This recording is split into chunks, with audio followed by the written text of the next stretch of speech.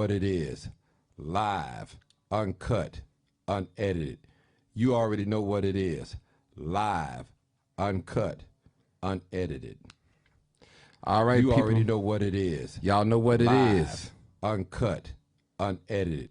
You already know what it is. Y'all know what it is. Come on Live, in. Nice show uncut, out tonight. unedited. All right, people. We're live. We're uncut. We're unedited. Come on in. Come on in. We got some talking to do. And who do we blame? Or is it anybody to blame? That's the question I should have been asking. Live, uncut, unedited, people. Come on in. Come on in. Come on in. I love black people. I love being black. I'm definitely. Some people can't handle the truth. They can't handle it. All right. Is that Israel? I see you. I see you. I see you. All right. Miss Beasley, I see you. I see you. I see you. Come on in, people. Come on right on in. This should be short. We're going to try to keep this under an hour. This is live, uncut, unedited. People, you already know what it is. There's only one crime chaser, and you're looking at him right now. He's live. Understand? That's right. All right. Let me get it going. Let me get it going. Let me go. This is live, uncut, unedited. Who do we blame? Who do we blame for our teenagers? Who do we blame? Do the parents, do we take fault? Should we blame the children, the teens? Who do we blame? Chad, I see you. Larissa, I see you. Rose, I see you. What's going on, Norma? I see you, Deborah. Alfonso. Marianne, I see you. I see you. This is live, uncut, unedited. Y'all already know what it is, people. Man, they jumping off the hook. Jumping off the hook. Live, uncut, unedited. Caller, come on with it. Come on with it. Come on with it, caller. Come on with it. Come on with brother, it. Brother. There are far too many of you dying. Miss Rogers. Go ahead. I'm sorry, Miss. I'm just hollering out names. Hollering out. Yeah. Kathleen, I see you. Willie, I see you. I see you. I see you. I see you, people. Now, you got to remember, people, who's going to take the place of those of us when we're long gone? Mm-hmm. Will we have any teenagers left still standing that's going to become adults to take over our future, our legacy? Mm-hmm. Or will we be extinct? I'm serious. This is a serious question that I need some serious answers. I'm often been said that I take up for these troubled people. I'll take up for you if you was in that situation too, because you're my brother and my sister, and I'm quite sure you've been in trouble before too. Mm-hmm. Maybe you just did get caught. Maybe yours wasn't on social media, because we didn't have social media. Sure didn't. Well, you know when you went to that abortion clinic and without your mother's consent? She don't know that, though. You was out there doing bad things. You was out there doing drugs, alcohol, at a young age. Your mother didn't know you was out there doing that. Having sex, boosting, stealing in the stores, gang banging. Did your mother know you was doing those things? Now, I'm just keeping it real. We talking about young folks, teenage folks. We know young folks are known to have sex. They known to steal. They known to lie, to cheat, ditch school, not go to school. Come on now. Keep bad company, join gangs. Young folks are known to do things like that. Not just the millennium babies. I'm talking about the 80s, the 90s, the 2000s. Come on now, talk to me. Well, Martin, I went to church I went to church too. That didn't stop me from acting ugly. Didn't stop me. It didn't stop me. It didn't stop me. I know y'all don't want to hear this because I know you was the perfect teenager. You didn't cuss, you didn't lie, you didn't have no sex, you didn't do nothing, you didn't drink, you didn't do nothing. You did everything right. You did it. And I know you did. Now here is our future. We're looking at our future downtown, doing some things that's not good. And we want to throw them under the bus. We want to shoot them down. We want to lock them up, throw away the key. Well, I'm here to tell black people today, we have so many black men locked up in the United States. And yet we still have shooting, murders, lying, carjacking, stealing, robbery. We got it in Atlanta, Baltimore, Ohio, Chicago, Memphis, Mississippi, California. Shall I keep going? New York? Come on now. We got to, have you ever noticed as black people, we got the same problems all around the United States. Isn't that mighty strange? Come on now, talk to me, people. I'm just keeping it real. I'm just paving the way. And I often told you guys in one of my other lives, if the young people come on my page, and which some of them are, and they do frequently visit my page, and they read some of these comments to what you say about them, you wonder why they're running away. You wonder why they're rebelling against what you're teaching them and telling them. You wonder why. And these young folks of the day, a lot of them, not all of them, they got $1,000 cell phones. They got Michael Jordans. They got extensions. They got eyelashes. They got tattoos. I'm talking about not grown-ups. They got this already. They got the ears pierced. We couldn't do none of that. No. They far advanced than we are. Some of them don't have a worry. All they have to do is just come home and go to school and do what's right. And they can't even do that, some of them. And don't get me wrong, some of these young folks, not all of them out here that's doing wrong. Some of them that doing wrong, they come from two-parent household. Two-parent household.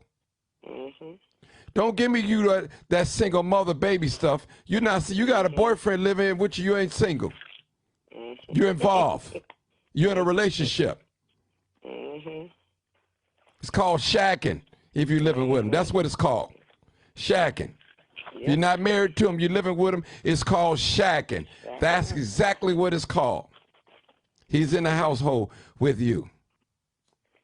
And I know you don't want to hear this. It's just too much right. But guess what? I always find out what is your little son, your grandson, you want the judge to have leniency. You want Channel 5, Channel 2. You want all of us to drop what we're doing to come and assist you in your son's bad behavior. You know your son's out there carjacking and shooting and robbing and stealing. You know it. But you can't see that. You see my son doing it. But you don't see no wrong that your son doing. You allowing your son to come in and bring his girlfriend in the room and close the door.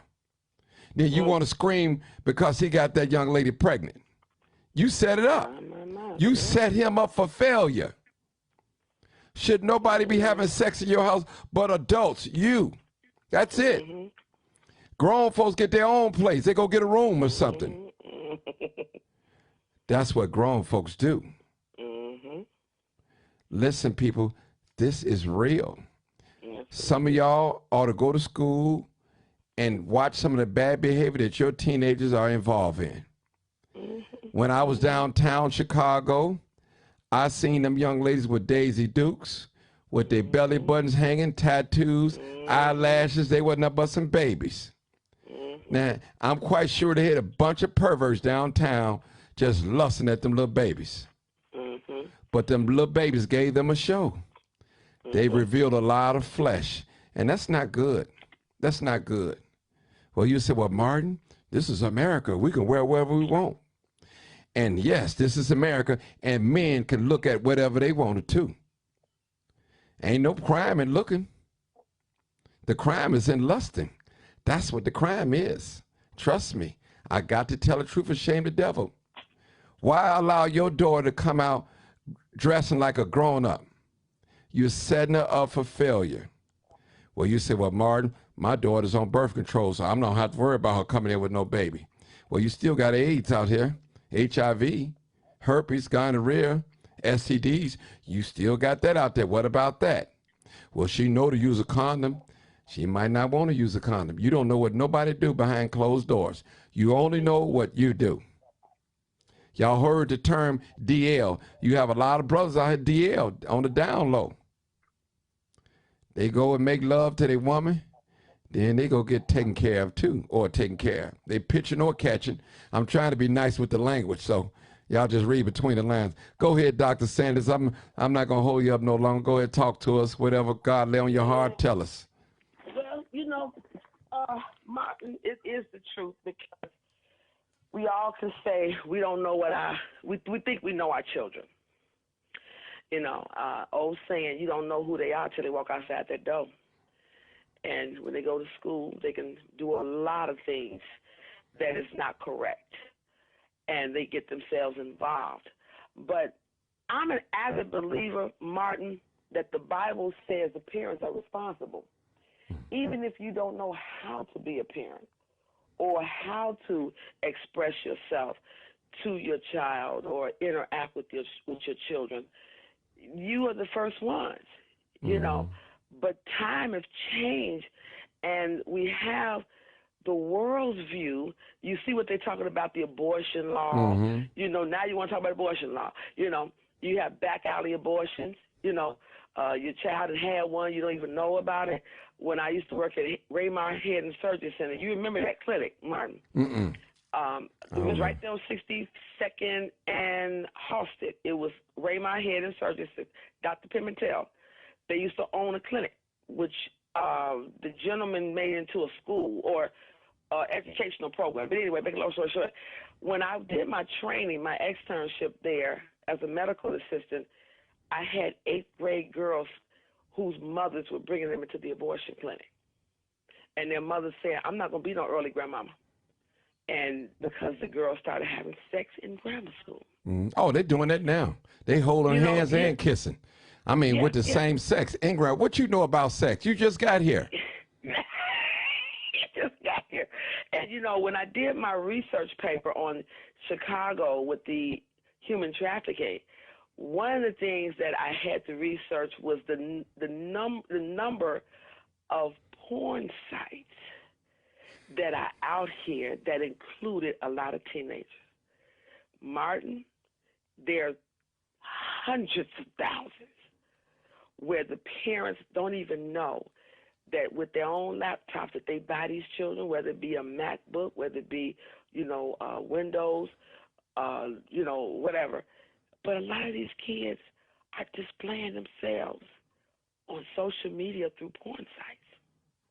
But their parents don't know. And they'll say, not my Johnny, not my Susie. Well, yeah, when you open certain doors, a laptop and a cell phone is the biggest door opener for a lot of stuff. You know what I mean? And then when they get caught, you got these nasty predators that are always surfing the net, trying to find new blood. It's like a vampire. We call them men. Let me just say that men are predators. We love to hunt. I've just got to keep it 100 with y'all. We love to hunt. Right. Yeah. And so you got a lot of these things going on. Now you got all of these other social media outlets called TikTok. I don't even know if they use MySpace anymore. That was a popular one. A lot of fights start on hold on, Dr. Sanders. Hold on, let me take this call. Okay, hold on. Hey, caller, where you calling from? Chicago. Okay, hold on. Let me clear this other line. Hold on. Dr. Sanders, I'm gonna take this call. I'm gonna take this call. You can call me back. Let me take this call. This is a parent. Okay. All right. Hold on. Okay. Hello? Yeah, go ahead, ma'am. I think that a lot of kids where young teenagers want to feel like somebody. Like just being a teenager or being a black young man, a black young lady is not enough. Because, Mm-hmm. you know, we were taught to hate what we look like.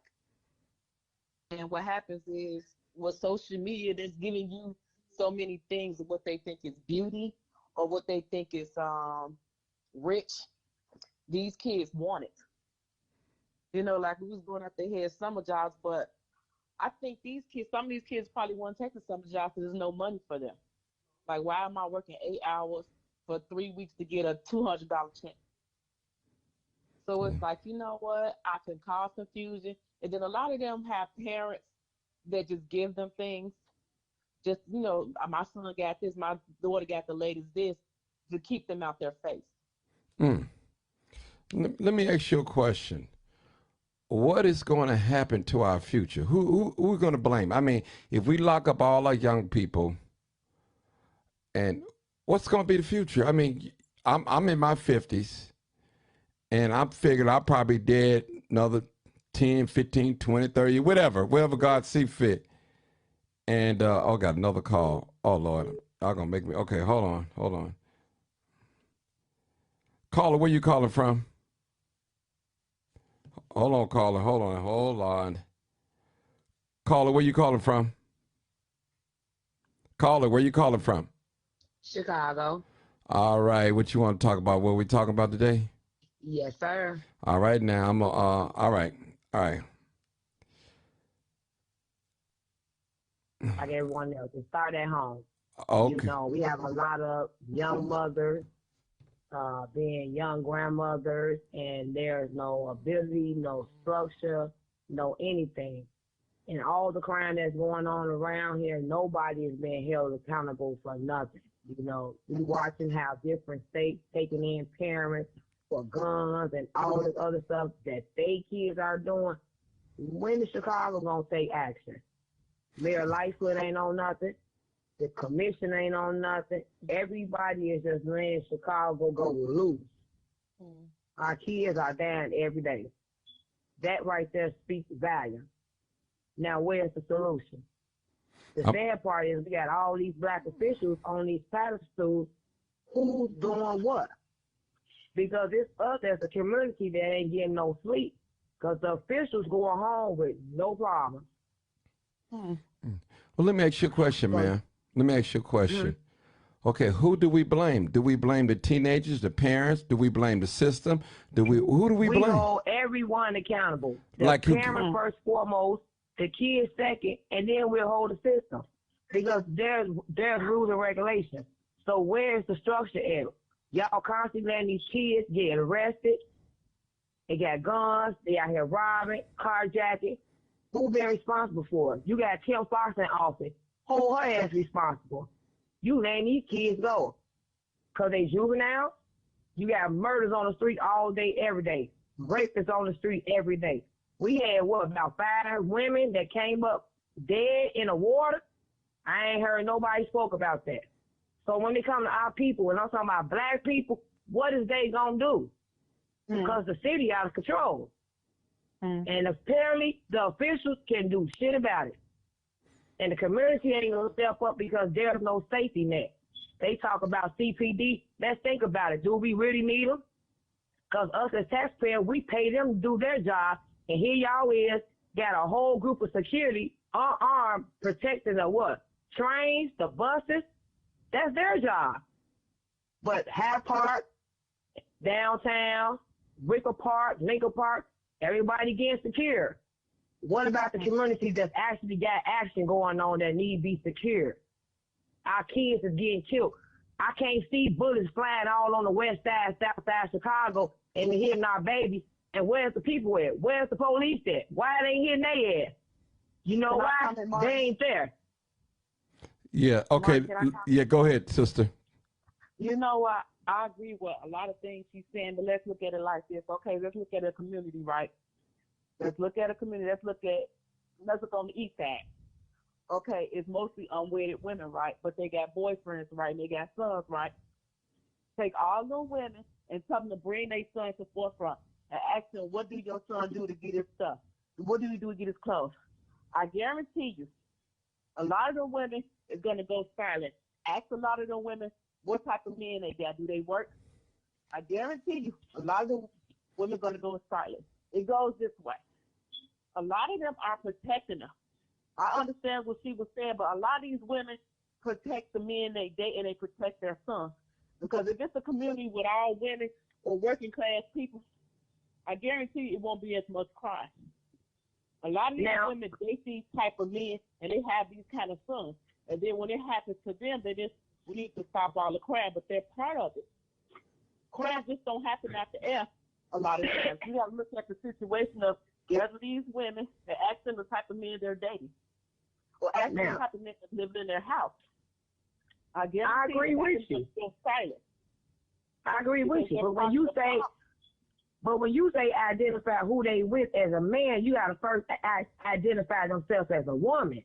Because at the end of the day, if they ain't together mentally, how can they stroll the gang or train anything? No, that's why they out of control.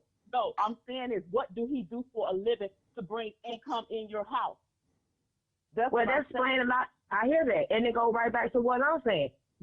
Some women are not built mentally for that. You have women that got guys in their house. That's got guys that been living in their house and won't put a loaf of bread on their table for them and their kids, but they love her.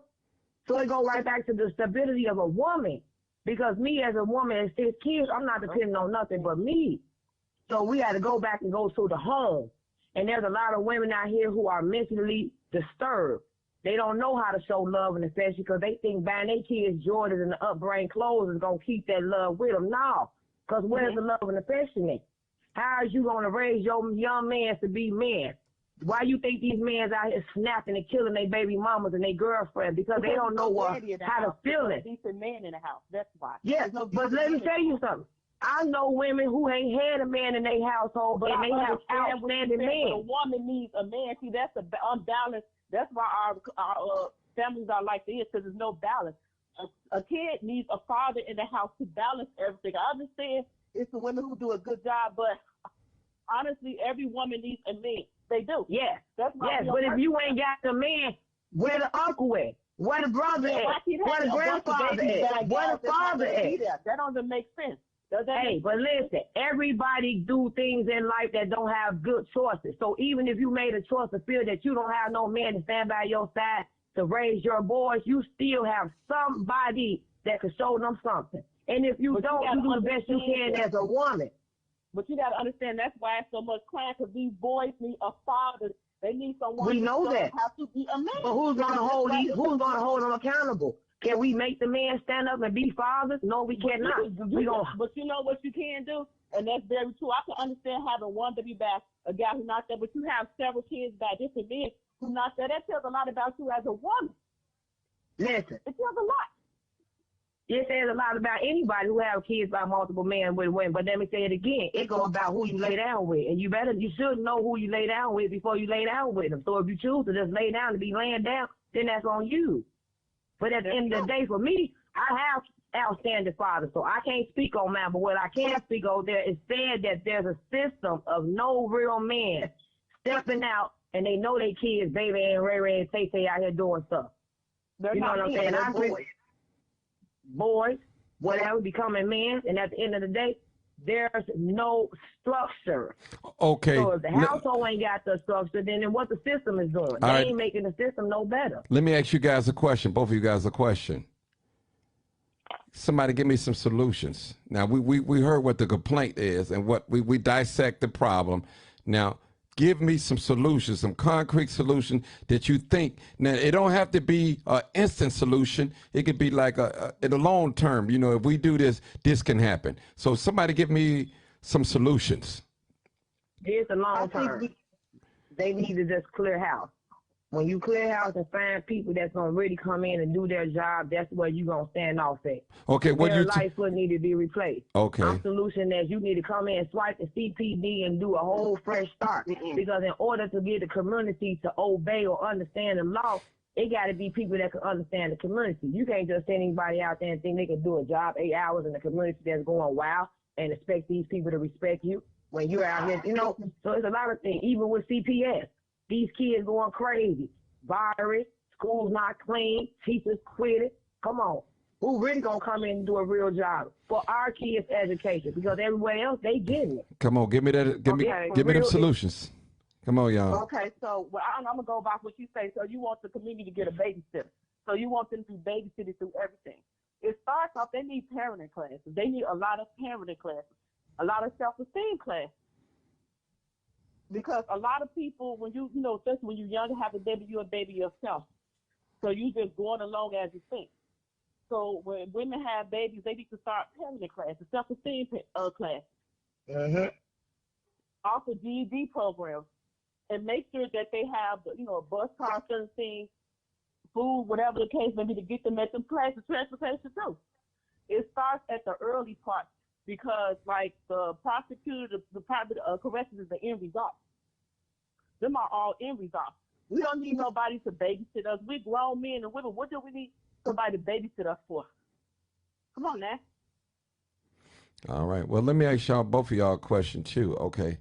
So now, what if the woman don't want no man? She want another woman. So that's her choice. She grown. So that makes a man not gonna be in the house. So confused. She raising that child. This my thing with when we speak on that, and I can't speak on nobody, but women need to be acknowledged of what they do with their kids. That just don't have nothing to do with just outside life. If you choose to live that lifestyle, that's fine, but y'all confusing your kids. You know what I'm saying? There's never, there's a lot of households that's dealing with two women in the household and the kids trying to understand what's going on. Because one thing about it, families not sitting down and having real family conversations. You know what I'm saying? Where your kids should understand what's going on. It's just basically, this is me, this is her, this is him, this is what it is. And kids have feelings, So I really don't know. I don't think that's something that should be something that should be. I think that's a private thing. If you like that thing, be that something for your personal level. But when it comes to your family, that shouldn't be nothing. I don't know. I really can't say. Oh, you said enough. But I don't think it's appropriate.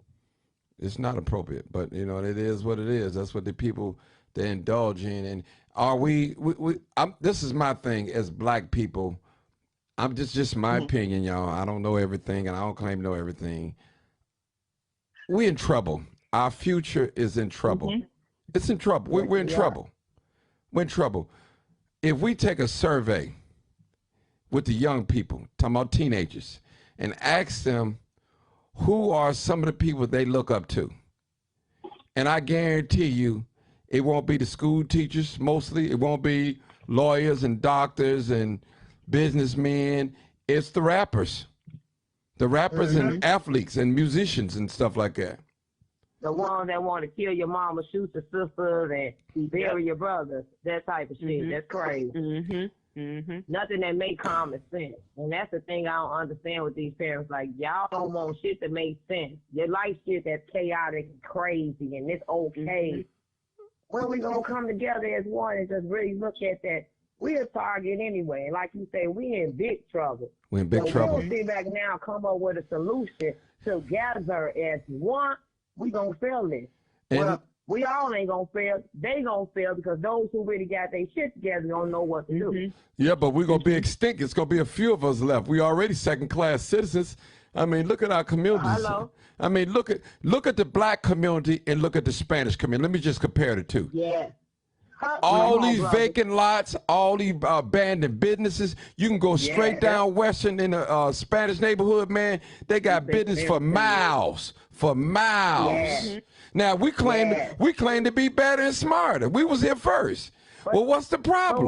What I'm confused about is the fact that we had 100,000 black people apply for the small business PPP loan. Where is the businesses at for our community?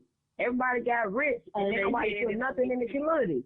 Where's the money at? Let's be for real. We want to talk about something. Let's talk about that. Well, the money's downtown, the Magnificent Mall. They put it on their body parts. Nobody spent in the neighborhood. Nobody thought about buying no property or none of that. Yep, that is so true. Yeah. So, I mean, people, they go get their body parts. They go buy cars, TVs, furniture. They move. Oh, look, I got another call. Hold on, y'all. Hold on. Hello? Hello. Yes, what you want to talk about? I want to respond to what you're talking about. All right, don't be getting on here fussing and cussing now. I'm not gonna. I never do. I know, I always just respect messing with you. All right, just come on now. All right, hold on. you. All right, we got an educated guest now. Y'all behave yourself. Come on, talk to us, new caller. Hey, There you go. hey, how you doing? Thank you for hosting me. Okay, no problem. Go ahead. Yeah, this is T-Rag. I know who it is. You know I know who you are. Go ahead. I want to just tell everybody else that too. We gotta always remember that it's not that we fail. It's that every time we come up, they play a trick to take it away from us. So first we get free, right? And then we getting all this land down south. The federal troops are protecting us after slavery. We got schools, we building up the schools, which are now the HBCUs. We got black towns like Mount Bayou, Mississippi. Like black people are really thriving and winning. Then they removed the federal troops, and then they start getting the state-sponsored terrorism like the KKK, blocking people voting rights, blocking people gun rights, all that kind of stuff, right? So that's another thing that brought us backwards. So then we move forward a little bit after the civil rights movement. We building up. Then they give us crack, right? So then crack pulls us back some more.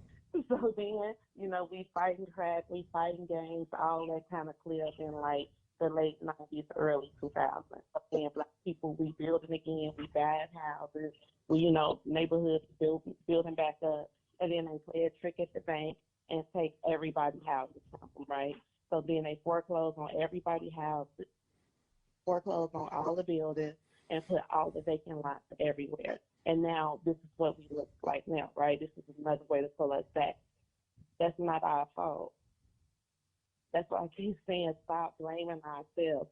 Yes, it's a lot of stuff that we got to work on, but a lot of things that we're going through are responses to what we've been through, not a choice like that we want to do. Like a lot of these people out here wasn't raised. They had parents who were crack addicts. So now we got children. The crack babies are now adults. Nobody can tell them what to do. They grandma dead, they TT dead, whoever was taking care of them is gone. They don't have respect for nobody else. So what do they leave us with? We got to come up again with more solutions to push ourselves forward after this loss that we took. We lost 70% of our wealth when Barack Obama was in office. 70%. That means all the wealth we ever accumulated from the end of slavery in 1863 until Barack Obama got out of office. We lost 70% of that. So now we're working with the 30% that we was able to hold on to, and we got to rebuild off of that. We can't look at that 70% that's gone. We can't talk about what happened or whatever that's behind us. In the book of Genesis, when God said, leave Babylon, and Lot's wife turned around, she turned into a pillar of salt. She blew away nothing. So, you keep looking backwards or whatever, you're going to be salty. We got to look forward and again think about what we got instead of talk about what we ain't got. Well, let me ask you a question, P. Ray. Now, we have to remember the history now. We have to remember it so we won't repeat it. It's necessary for us to remember that because we can repeat, just like, I'm going to tell you, this is what I see. I know I'm older than two of the callers. I don't know about the other callers.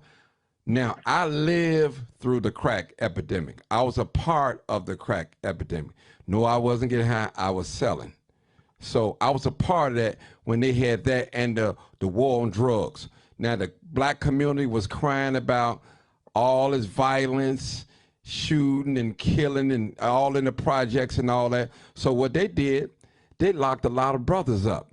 Now, don't get me wrong. Some of them should have been locked up because all the shooting and murder and poison the community and all that. I got locked up too. So my thing is, I see the same thing right now with the gun violence. It's like it's repeating the cycle.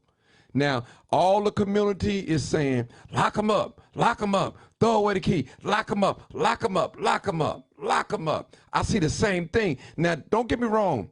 I'm for locking up some people because you're not fit to live in society. If you're just going to just shoot people, random people because you high or something wrong, you need to be locked up. I'm for that. But some cases We got to find other alternatives to way of punishing people outside of just locking them up only. Oh, right, right. So that's the thing. We got to be able to differentiate between what you call it, like menacing crimes, like annoying crimes you do to people, like petty crimes. That's what I'm looking for. Like a petty crime and a major crime. So now we know, like, if somebody was to report the any crime they see, there's no guarantee that the Chicago Police Department is going to protect you from retribution for talking about a crime. So now there's no incentive to help the Chicago Police Department because you're not going to get the protection that you need. That is a failure of the justice system, not on the community, because now it just makes the community unsafe and afraid. You know, this is how criminality thrives. And the issue has always been with us is that we are not getting the type of policing and government that we deserve. It's not about the fact that we want to get rid of less police and all that stuff. No, just come do y'all job and go home. Don't do no extra stuff. You know, don't do it either. But, you know, we got to, again, tell people that this is our country too and respect us. Stop treating us like we second class. All these random people coming over here and pushing us to the side, coming over here policing us when we know what to do. Just leave us alone. Let me say this, P. Ray, and I'm going to say this all due respect to all of my audience and my other races out here. But if you can't expect nobody to fully protect you if they hate you, they just don't like you just because of your color.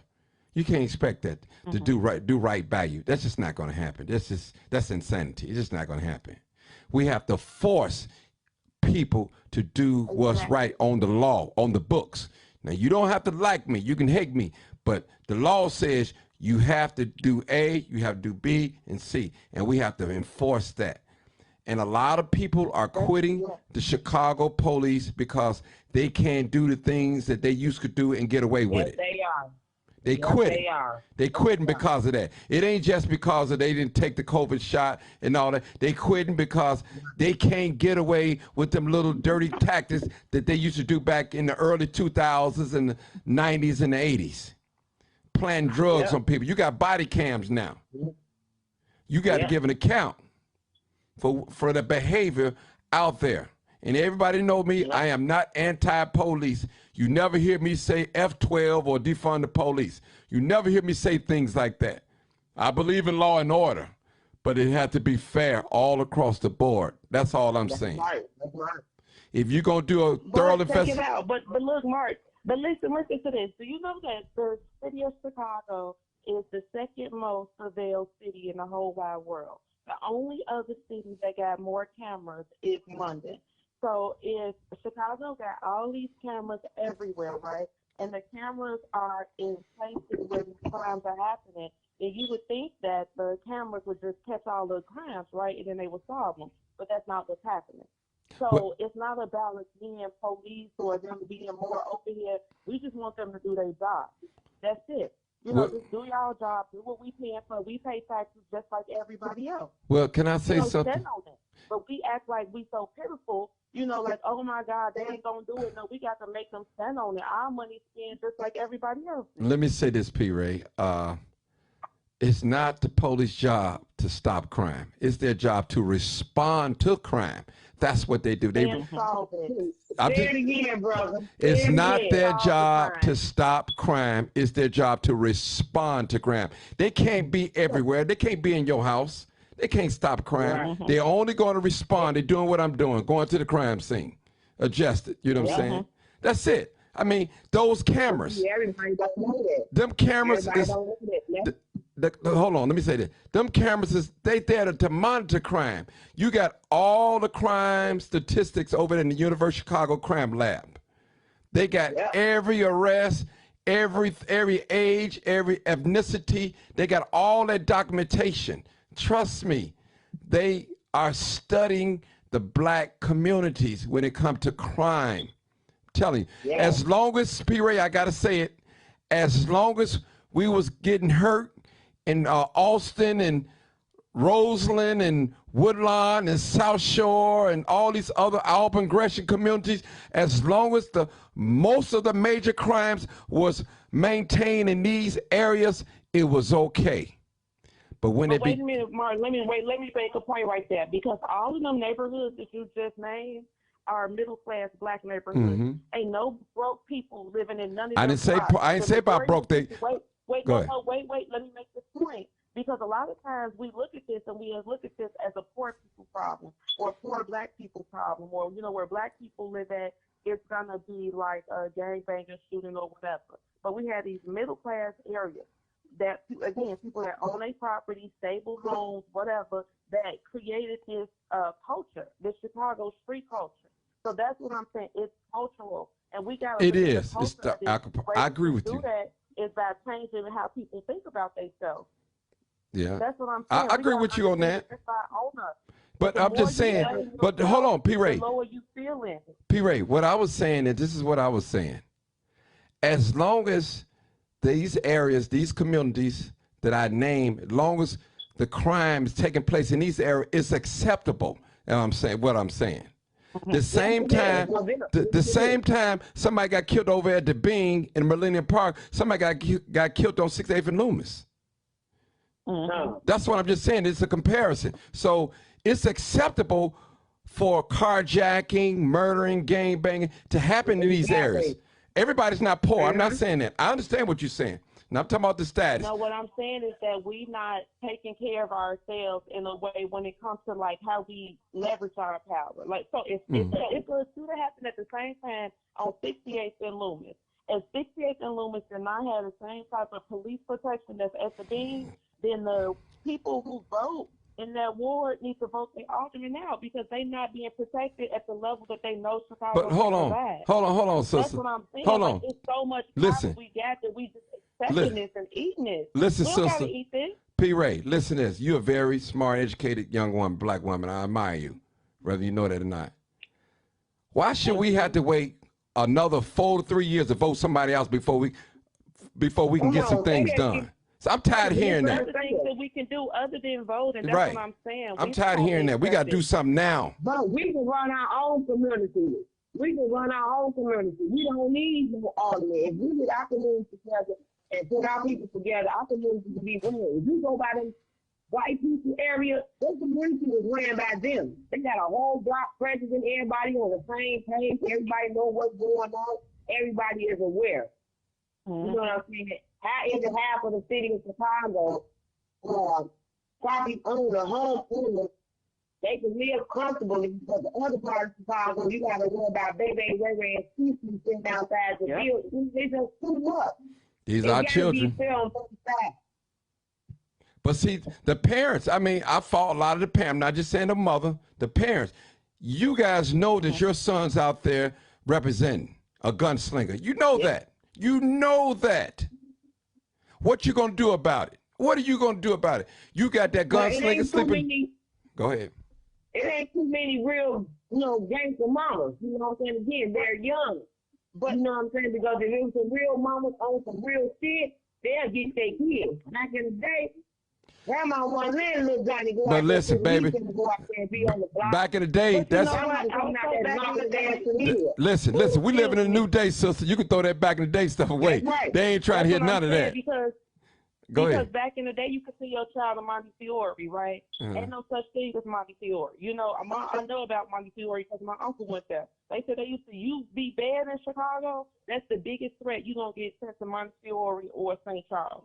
These mamas don't have nothing to send their boys to. It's no threat. It's no consequence. It's no like, if you do this, X, Y, Z will happen to you. Because they know ain't nothing going to happen to them. So maybe we should bring back more stuff like that, where people can send their kids to get the help that they need, rather than struggle with them and fight to pull them off the street. So other people do that. Well, this is. But I disagree. I disagree with what he's saying when he said this is a different society. Yeah, this is a different society. But at the end of the day, it goes right back to how you raise and train your kids. I don't care if single parent or not, they kids should be strong. Your kids should still know right or wrong. And at the end of the day, if I go way back to how I was raised, I'm still going to raise mine like that. Because mine ain't going to go cuckoo on me. And I ain't going to be scared of mine. And that's the problem we have now. What yours ain't going to do.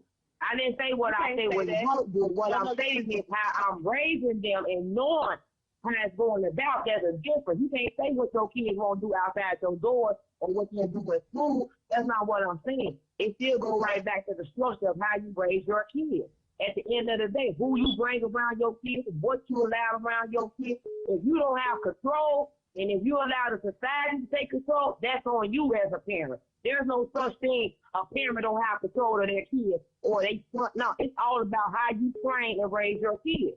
If you left that door open for your child to feel comfortable to think you their friend or think it's okay to do certain shit, that's on you. Because I know damn well, I know a few women who you can't believe that they boys is like, what the hell is, these are young men supposed to know, people, young men supposed to act. Come on now, that's all just no, ma'am. There's a lack of raising when it comes to the black culture. This is what I'm saying. It's not about a lack of raising because people raising their kids. I'm talking about stable families, well-educated, income. They take care of the child. They put the child in programs. They do everything you're supposed to do on the checklist. Kids go to the greatest school, do the best thing, and the child still end up on the street. Why? Because that is a culture that they are seeking for themselves. They step outside of all that beautiful thoughts that they family built for them and went and got that. All these guys out here ain't from broken homes. That's what I'm saying. These people come from something. They choose this lifestyle. And we got to stop glorifying. We got to stop clapping for it. We got to stop saying that it's okay or, this is something that, okay, that's how he want to do. He don't want to go to school no more. I can't keep on pushing him. I can't force him. What, you going to throw him outside? So now he outside. No, you're not going to push him outside. At a certain age, you can't force your child to do nothing. All you can do is help that they respect you enough to do what you want them to do. And that's again, if they don't buy into that culture. People out here, it's a terrible culture.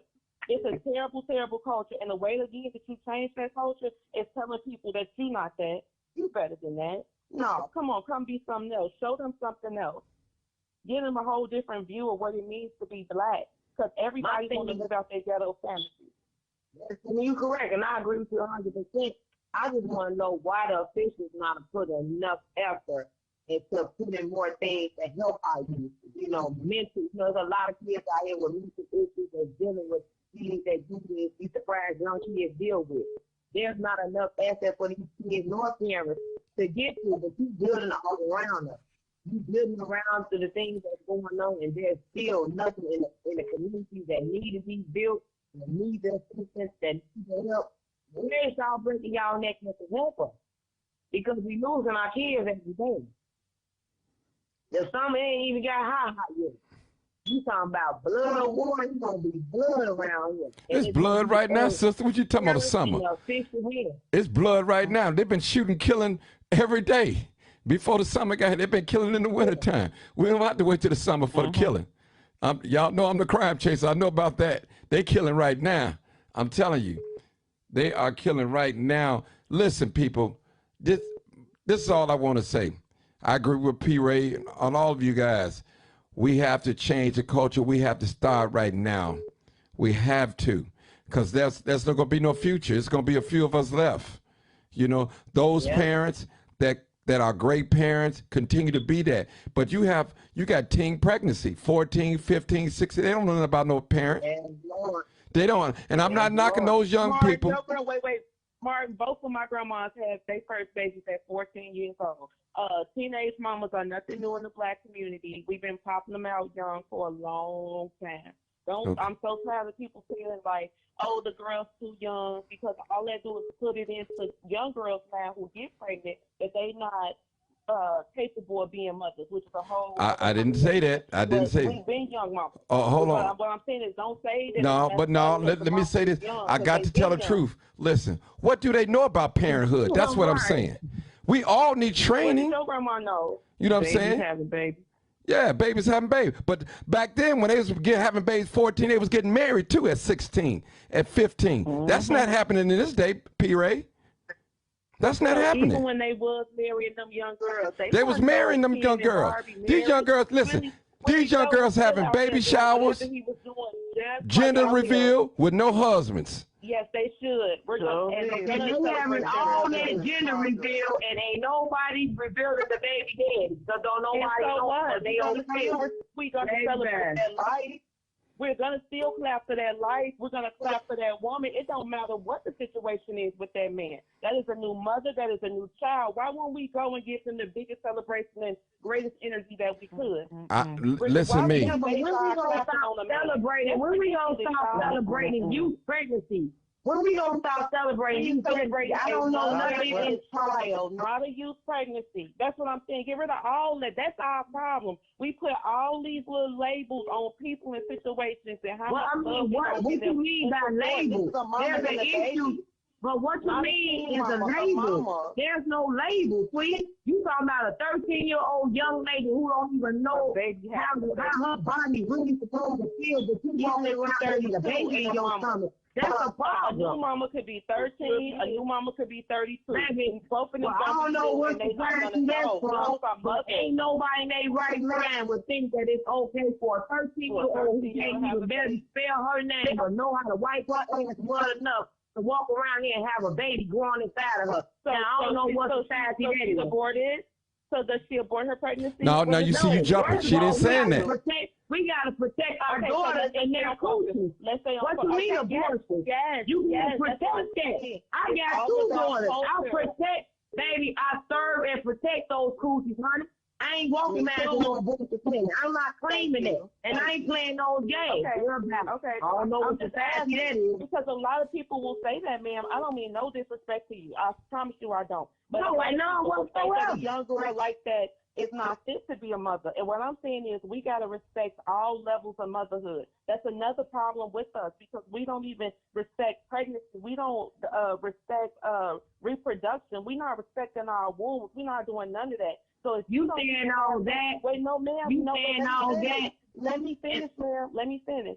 What I'm saying is a mama is a mama in every situation. So if a baby, if a 13-year-old get pregnant by her 13-year-old boyfriend and she's pregnant, we're gonna go to her baby shower and clap for her and at her gender reveal and all that stuff as a pregnant girl, just like a other person. P-Ray, That's a new mama. come on that's now, a new P-Ray. baby. P-Ray, come on. Come on now, P-Ray. This Jada right here talking, and it's some real. This Jada right here talking, and I'm just going to say, Hey, P-Ray, P-Ray, we not let her talk. celebrating. That's what we need to start doing. We trying to break the chains of the things that keep happening. There's no such thing as teen pregnancy. If you think that's okay for a 13-year-old to be celebrating her life, she ain't celebrating no 8th grade graduation. She's not celebrating her first period. She's not celebrating her first crush. We talking about a baby shower.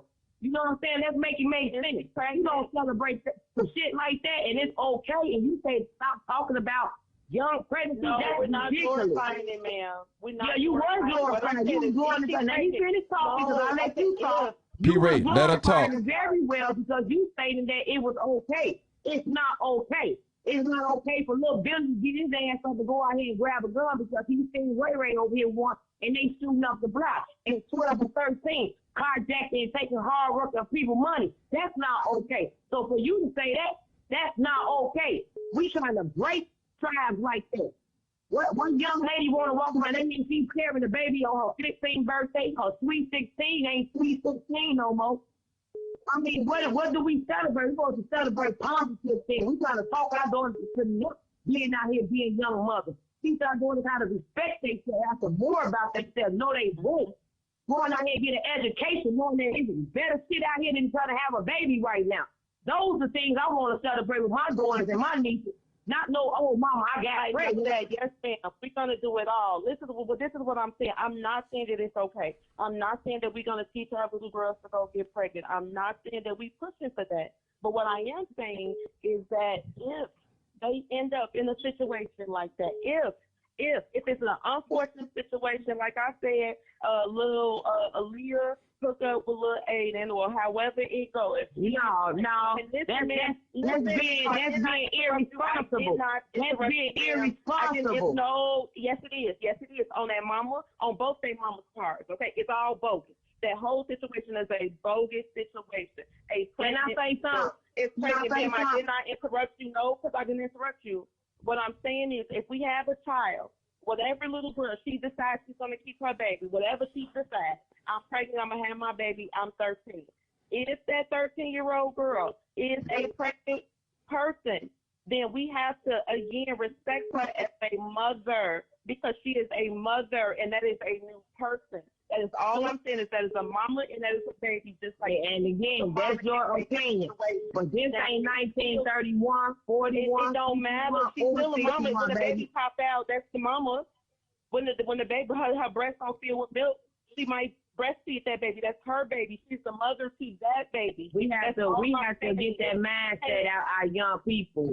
We have to let our young daughters know and our young nieces know and our young grandnieces know that it's not okay to walk around and think that sex is a popular thing. It's a TikTok thing. It's not.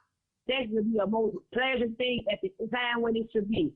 And this is this youth thing. Everybody thinks sex is a game. It's not a game. It's just like you said, you got AIDS, all types of STD. Mm-hmm. And whether you have a brother or somebody in your life, we have to learn to teach our daughters. There's too many women out here that take up with their girls and talk about we friends, but ain't nobody engaged in no real conversations with their friends' daughters. Open conversations where daughters and little girls should know the route. That ain't the route. That ain't no good. Look, I agree.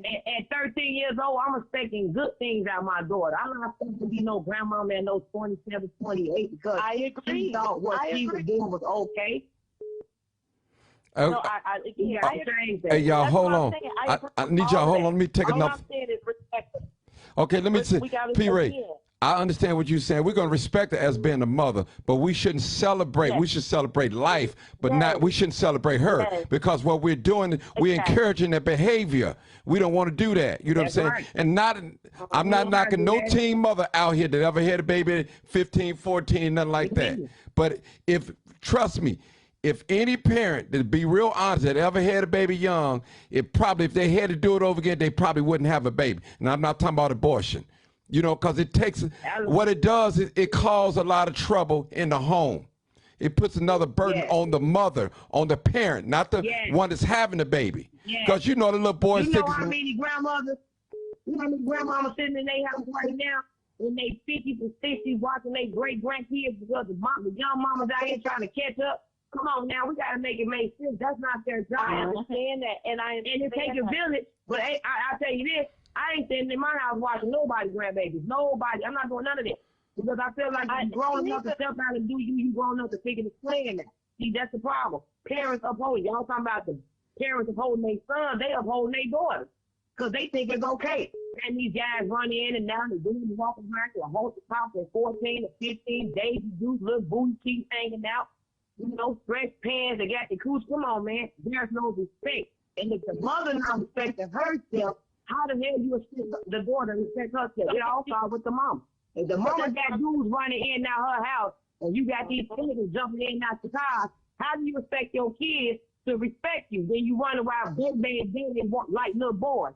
Because you think it's okay to bring your little sex and your friends in your house. That's your personal life.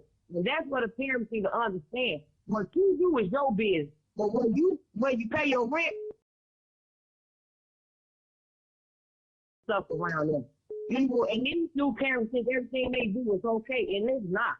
They just take advantage up on your kids, and you wonder why your kids act certain way, and they feel a certain way, and they do real shit. Because you do a real shit. We got to wake up, people. We really do, because it's getting sad out here. These little boys out here at 13, 14 wearing fingernails, makeup, eyes. I mean, it's just ridiculous. Like, Jesus. Well, so this is what I'm saying, ma'am, and I agree with everything you say. This is how it's the culture. So, again, we have this pregnant. Let's say pregnant. We're not going to make her 13. We're going to make her 16, okay? She's 16 years old. She's pregnant. We now tell her, you pregnant, okay? Now it's a whole different situation, okay? Now you growing a life. There's no more drinking for you. There's no more smoking for you. We need you to do X, Y, Z. We need you to do this because now you're a different person. We get it in her mind that this is a whole separate process that she's going through to make her feel, empowered to it. Because if you make her feel bad while she's pregnant, when she has that baby, she's going to resent that baby. She's going to hit that baby. She's going to take that baby. Really? I'm I'm telling you, really, see, that's the problem. I'm telling Because you, see, she's when gonna I was resist raised, it because she's gonna Uh-uh. listen, ma'am. I heard you. Listen, ma'am. All I'm saying is, if you make her feel bad while she's pregnant, it's gonna just manifest. she still feel bad. But She listen, still but feel if she bad. does feel bad, listen, y'all. Listen, please. Even if y'all feel like y'all shame is acceptable to put on her, if she accepts that as guilt, then the way that she raises that child, which is going to be a person in this society, regardless if his mama's 16 or if his mama's P-Ray. 38, she a person in P-Ray. society. If his P- mama listens to me, if his mama is P-Ray. emotionally wounded, she gonna take that out on her child. Her P-Ray. child gonna go out into society P-Ray. and harass people. P-Ray. These mamas is shaking P-Ray. these babies. Well, if you feel like that, Ladies. if you feel like that, then you feel just y'all making them feel bad. Hold whole real on, ladies. lie. Ladies. For what? Ladies, hold on. Let me just say this. When it comes to make a lesson, we are not encouraging no behavior. We don't reward. It's just like me going to reward. Don't make an 11-year-old go out there and carjack somebody, tap somebody's car, Come on, and I cause was them. just I'm not gonna going to say pat that. him on the Yeah. back. I'm not going to pat him, even if it's my son. You're wrong, son. So You're wrong. carjacking and Hold having on. a child is But not hold the on. same, But let me Marty. just say Don't this. put that on the Let me same just say level. this, That's not P-Ray.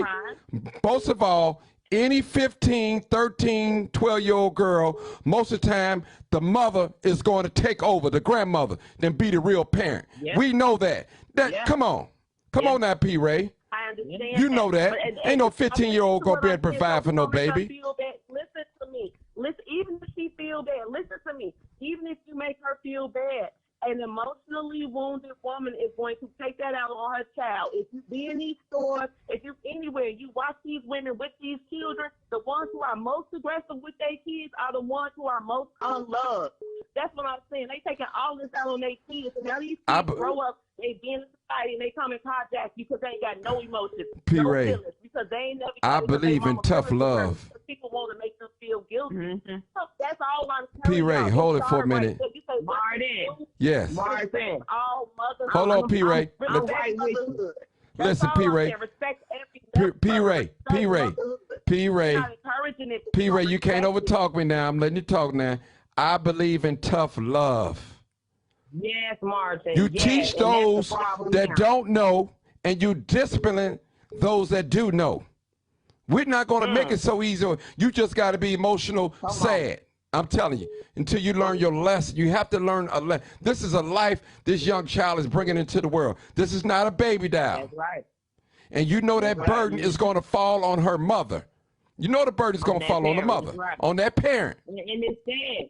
It's sad, you know. But at the end of the day, there's this tough love is like parents are scared to give it. You know, you got parents out here right now who's throwing black and eyes, it's sad. Daughters going crazy on, and everybody's scared because, oh, well, the law said I can get them. Well, that's their law. This is my law. I'm going to beat them till I can't beat them no more because at the end of the day, if you don't put your feet down on your feet and you don't show no real self-love, you don't show no structure, you're going to get what's on purpose. Sister, I need you to hold on. I got one more. This caller called me 30 times. Hold on. Lord have mercy. They got something good to say.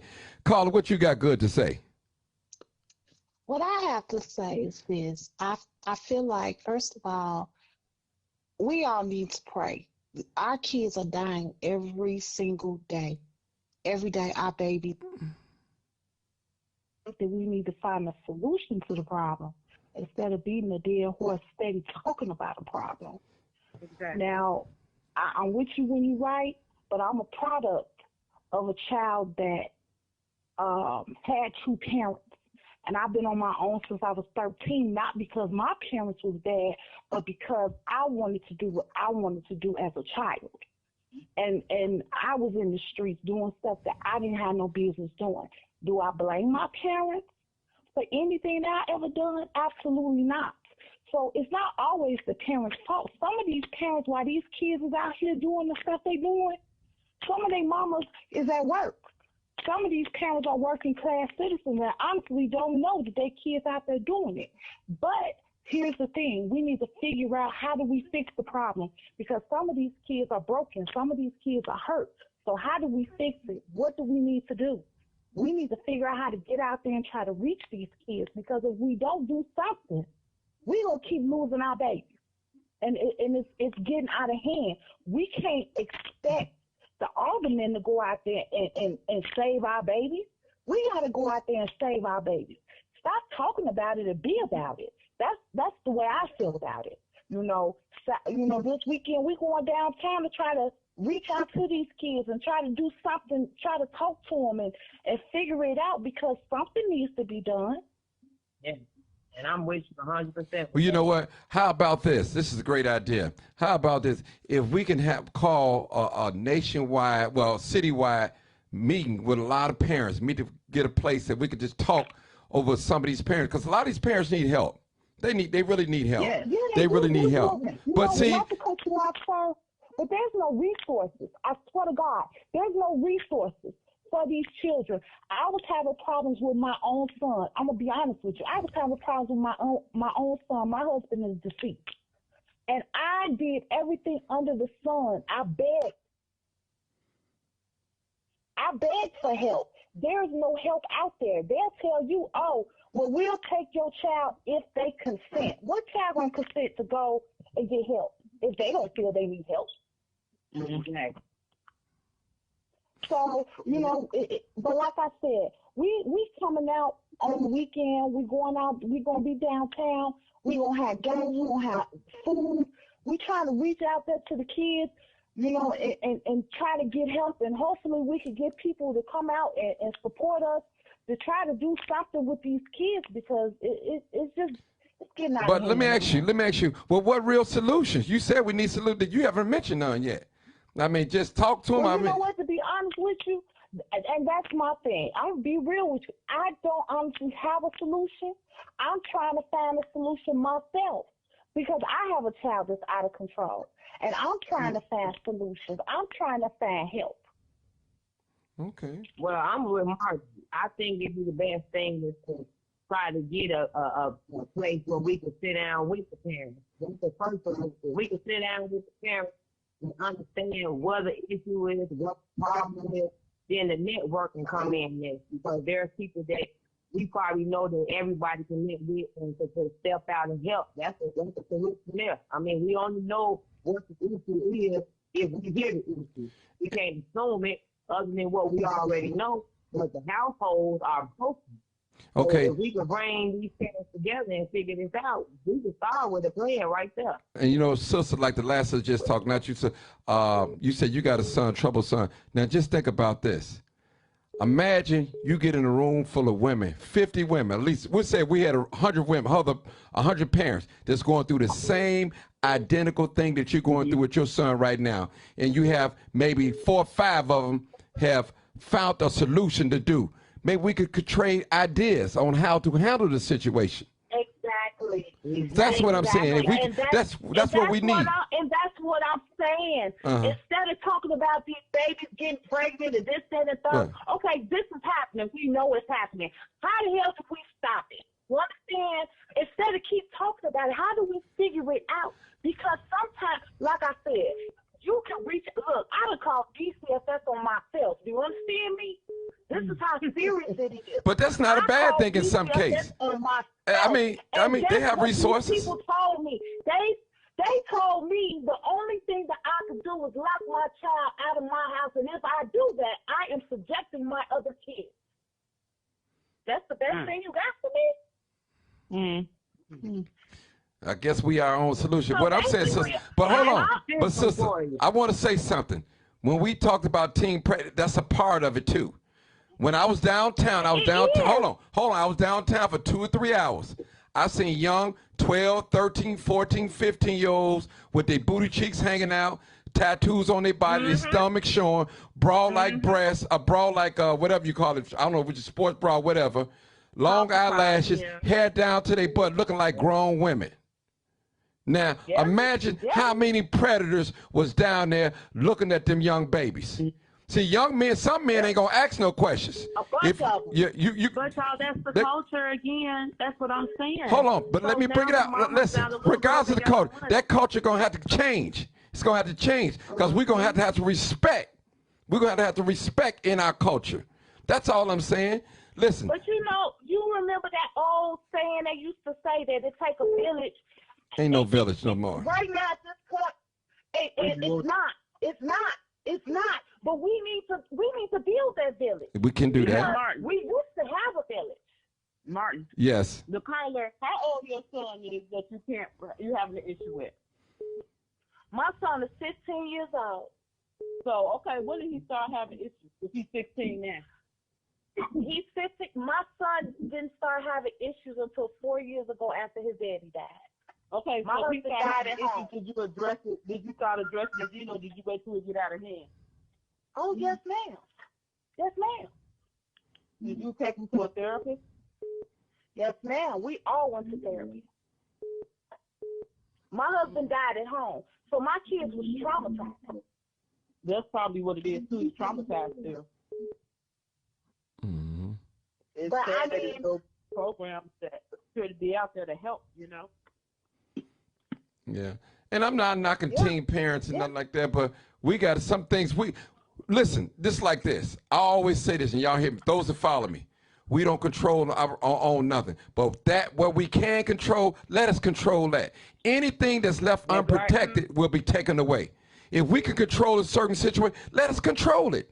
Stop beating around, because if not, these white folk gonna get a hold to it, and it's it. You can say what you want to. We send it open in front of our eyes down at the park. They done made this woman to put an executive order, you know. So I mean, we have to start learning how to control certain things. We got to put a bare minimum. Now I'm not gonna say here and say we're gonna stop teen pregnancy. We're gonna stop 11-year-olds and 12-year-olds from carjacking. But if we can get it down, bare minimum, if we can get it down, that it happened maybe here and there a little bit. Man, that's what we have to do ourselves. We keep screaming resources. Guess what? If we don't get the resources, what that mean? We gonna stop trying? We got to do what we have to do. Look at me. I took a cell phone, an iPhone, and changed the opinions and lives of many people. Just a cell phone. Went out there. I didn't have no big old camcorder or $1,000 camera, but I used what I had in my hand. That was a small camera, and I'm still using it right now. Even though I got a professional camera now, semi-professional, but I still use my cell phone to bring a message. And we can do the same thing. Just like the young folks get on social media and plan to go downtown, we can do something as parents. We can do the same thing. We can call a citywide parent meeting. All of us come in here, some of these organizations get together, and we can talk about what's going on with our youth. Talking about black folks. And we don't need no cameras. We don't need no cell phones and that. Leave the cell phones in the car, and we can talk. If we got to scream, if we got to cry and hug each other, we got to do what we got to do so we can get a hold of this thing. That's all I'm saying. Because I don't want my baby to kill your baby, and I don't want your baby to kill my baby. I don't want it. That's right. I'm preaching now, y'all. And the church say what? Amen. Yeah. Amen. Amen. That's all I'm saying. We can listen. We all we got. We all we got, people. We all we got. I'm telling y'all. But Marty, Go ahead. But you got to understand, too, that we have been infiltrated on multiple levels, right? Yes. So we had this meeting. And so we're going to have the parents who are going to come and they're going to tell us that it's okay that their boys put on dresses and wear females, right? Because they fall into that culture. And if we don't accept that, they're going to tell us that we're problematic.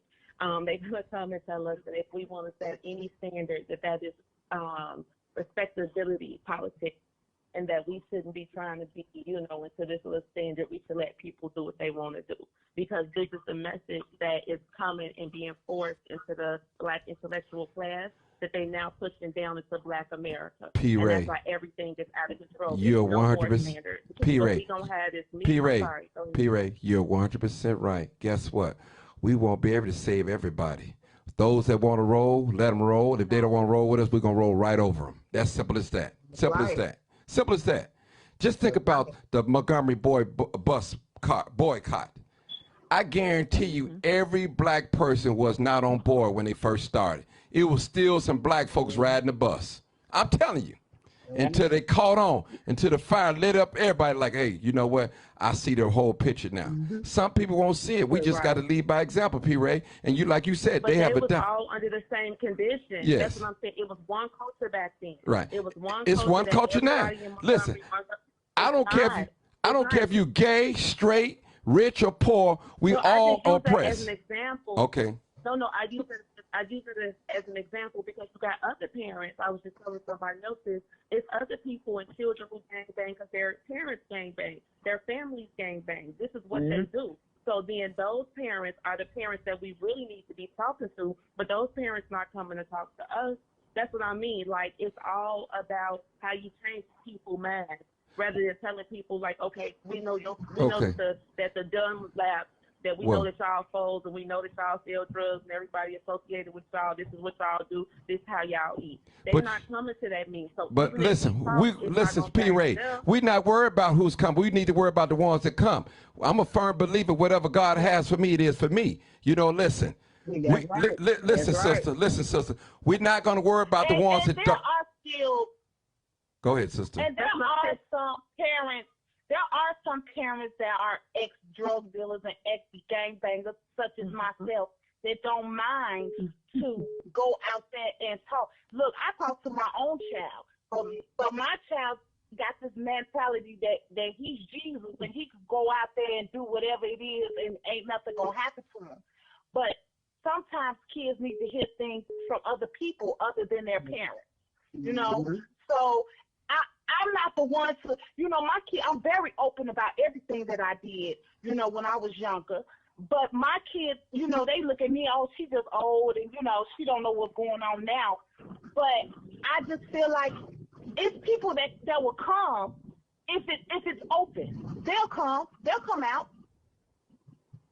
Okay. Well, they've been having these meetings. What I'm saying is for me, because I've been doing, my people been having these meetings, doing all these big organizings of parent groups, everything. What these movements and these meetings turn into is preach to the choir. Okay, everybody who come the first 2 meetings, everybody's gonna come. We're gonna be on board. But because the message is the same, and you talk to people who already know the buy-in is not the same. We gotta figure out how we can talk to those people, sister. how we can tell them that.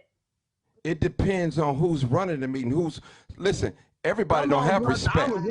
Hey, listen, sister, everybody don't have the respect of the community. You know what I'm saying? Some people are, listen, go ahead. Let me just say this. You got some folks out here hustling people. We ain't listen to those type people. We got people out here that they grant hustlers. We don't want them up front. No, brother. Yeah. No, sister. You hustling. No, you gonna sit in the audience. I'm telling you. We need all about how you talk and what you bring, and people don't understand people that they know where they coming from. You know what I'm saying? So if you don't know what you're talking about, you gonna keep talking about the same thing, then of course you're not gonna get. You gotta speak what people want to hear. People want to hear a solution. You want to know what the next step. This is an emergency meeting. You know what I'm saying? You got to let them believe and know that it's going to Martin, you set it up, and I'll be there. I sure will. I got some help, too. Y'all can help me because y'all know, listen. And see. So listen. Go ahead. So listen what I'm saying. We got to focus on the kids. That's what I'm saying. The mamas, the daddies, everybody. No, we focus on the parents first. We get our game plan together. I know. Listen to me. Let me say this for real. This ain't nothing I'm making up off the top of my head, for real. If you Google my daddy and what he did in this author community, my daddy did this. I'm telling you, the way that it's gonna come together, all of us gonna come together. Our energy right now, because we got it. We got the passion. We got to take all this energy out to them. That's all I'm saying. If we come together and we build ourselves as the Chicago Parent Coalition, we're taking care of ourselves and the children in our coalition, and we're trying to get other people to buy into our coalition. If they don't have a buy-in, whatever we're doing, it's not going to affect the people on the street.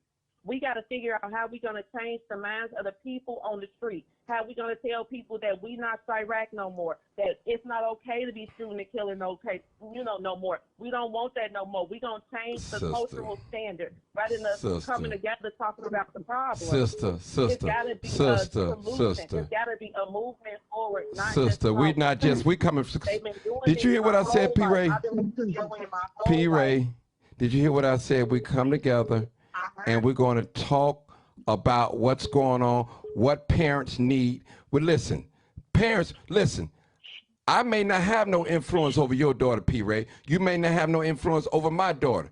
But if I can give you some good information, you can take that back. You may can say something to your daughter, or I may can say something to my son, change his behavior. We start at the parents first. Let's find out what's going on in these homes. We don't know what's going on in these people's homes.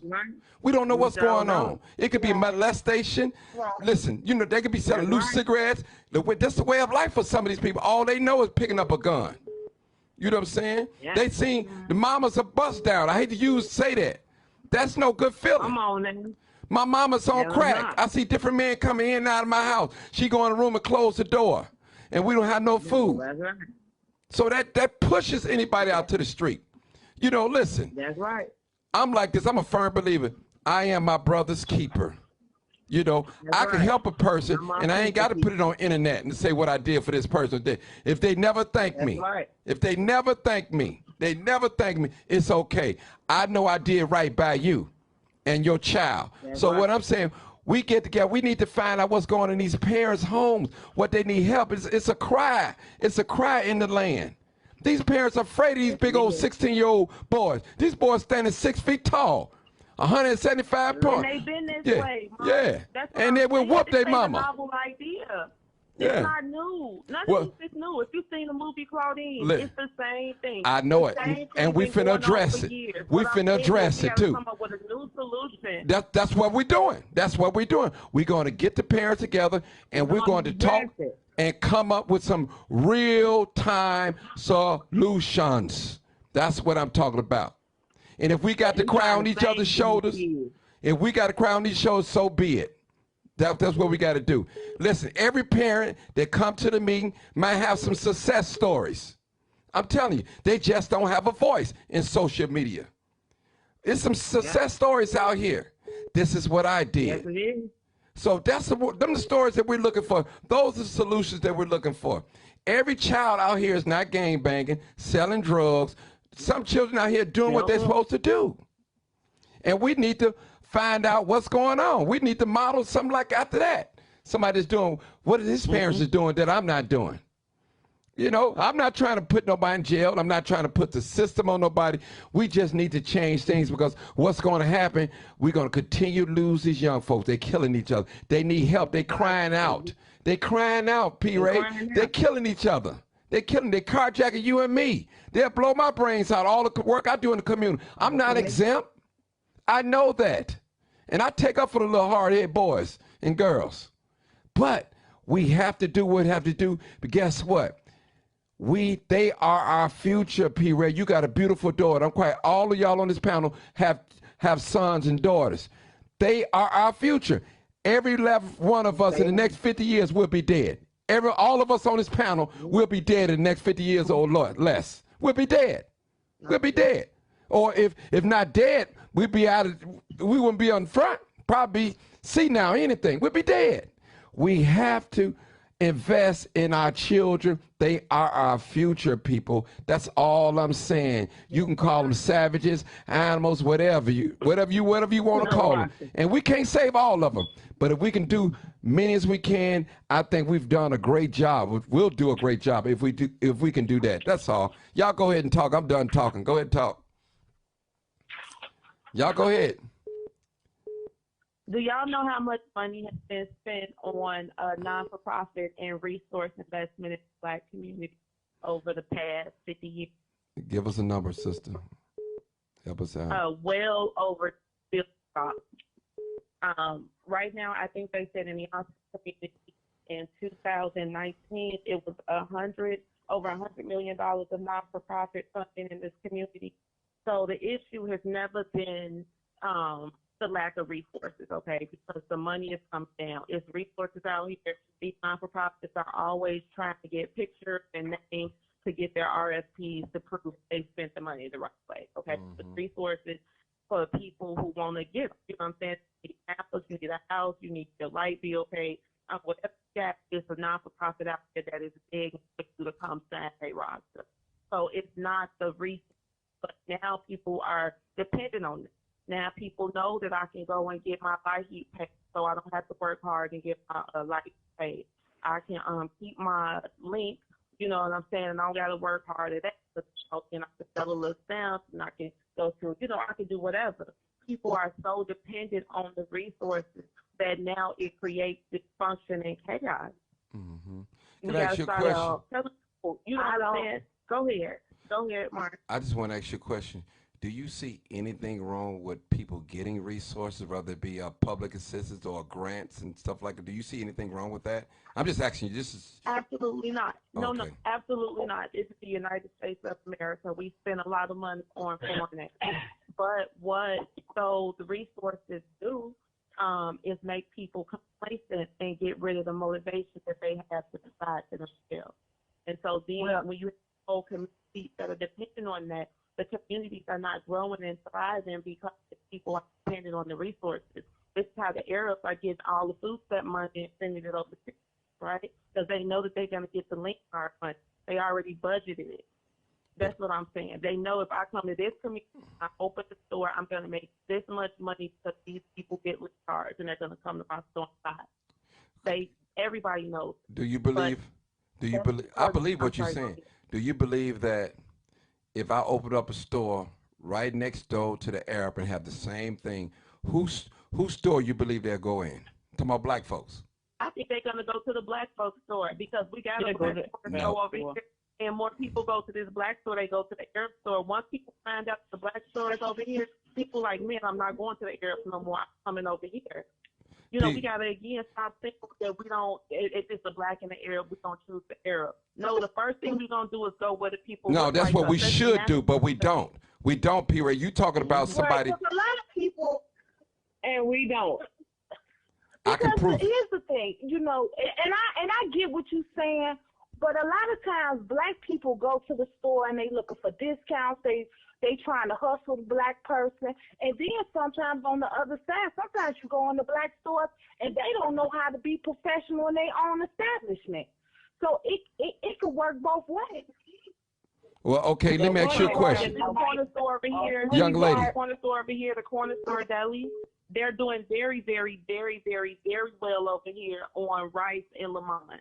Okay. I'm telling you, once people come in there and they hear that black music and see the black people behind the counter, they're like, man, I didn't know you all were back here.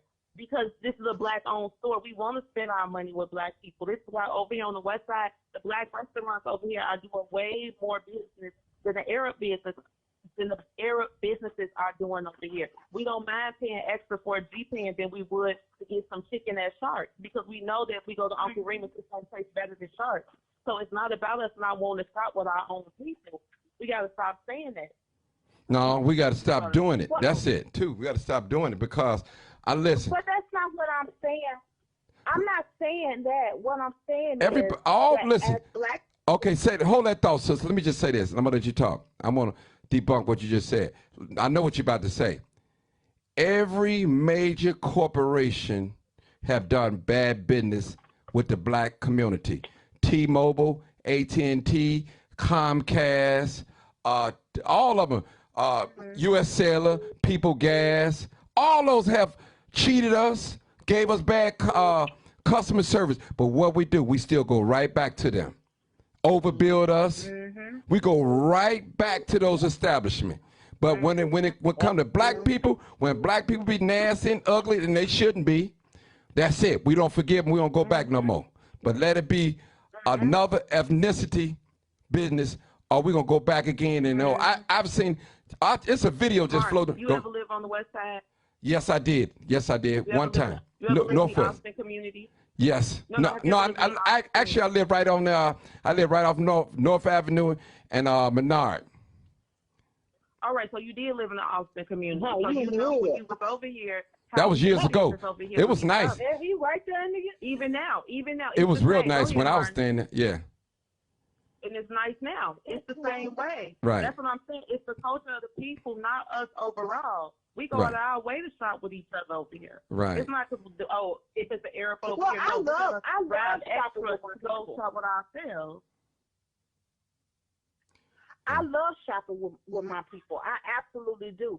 And I feel like this. I'm the type of person where I'm a little different because if I go in your establishment and you rude and disrespectful, I'm gonna keep my money in my pocket. I don't care what it is. I would prefer to shop with my people than to shop with anyone else. But I just think that, sometimes we get a little bit big-headed and we don't know how to treat each other. Because if I'm coming and spending my money with you, I don't want to see your neck rolling and you acting like you don't want to be bothered with it. I'm spending my money with you. Well, let me just say this, So, sister. Let me say this. But You if have I every. go in another store, if I go in the Chinese store and if they are being disrespectful, oh no, you don't get my money no more. Let me say this, So sister. did you have that experience on the west side or the south side, ma'am? As far as with our people, Yeah, with people rolling their neck at you at the store. well, you know what? I've had it on both sides, but at the same time, I still shop with my people. I do. Because I don't have a problem with shop. I would prefer to shop with my own than to shop with the others. And there's nothing wrong with that. You should. I mean, listen, in the black community, we have made so many Asians rich. We have made so many Arabs rich. All nationalities have gotten rich off that black money. I'm going to say it again. And black folks too. Yeah. But hold on. Blacks ain't getting it no more like that, P. Ray. Back in the day, we had plenty of businesses. We had plenty of businesses. Yeah, because if you think about it, they got the gas stations, they got the corner store, they even got the audacity to have the beauty supply stores trying to sell us help. You know what I'm saying? So it's out of control. We need to start getting our own businesses and start supporting our own neighborhoods. But let me say this. The funny part about it is, if you think about it, all of them is in our neighborhood. Why? Because the system ain't going to allow us to have no business in our community that long. The system not going to allow us to build nothing for our community. And if you notice, there's been a lot of black-owned business on different blocks in different areas, but how long do they last before you know then Wan pulled up and got her business and the Arabs got a business? They don't want us with nothing. They don't. And it takes a lot to keep our business in our community before they knock us up out of there. And that's the truth. By design. By and design. Our aldermen, our pastors, they sit in these meetings and they know what's going on, and the community is the last to know why they made their final decision on our community. Why the community ain't never able to come into these meetings and have the open use of our community? Why we don't have a say so why or what we want in our communities? We can stop all that because if you go up north or if you go in these real tourist white areas, ain't too many black-owned owned businesses down there because they gonna make sure you go out there Okay. and they not having Let that. me ask. mess. Hold on, sister. Let me ask P. Ray a question. She's up on this. She does a lot of studying and reading too. Not that you guys don't.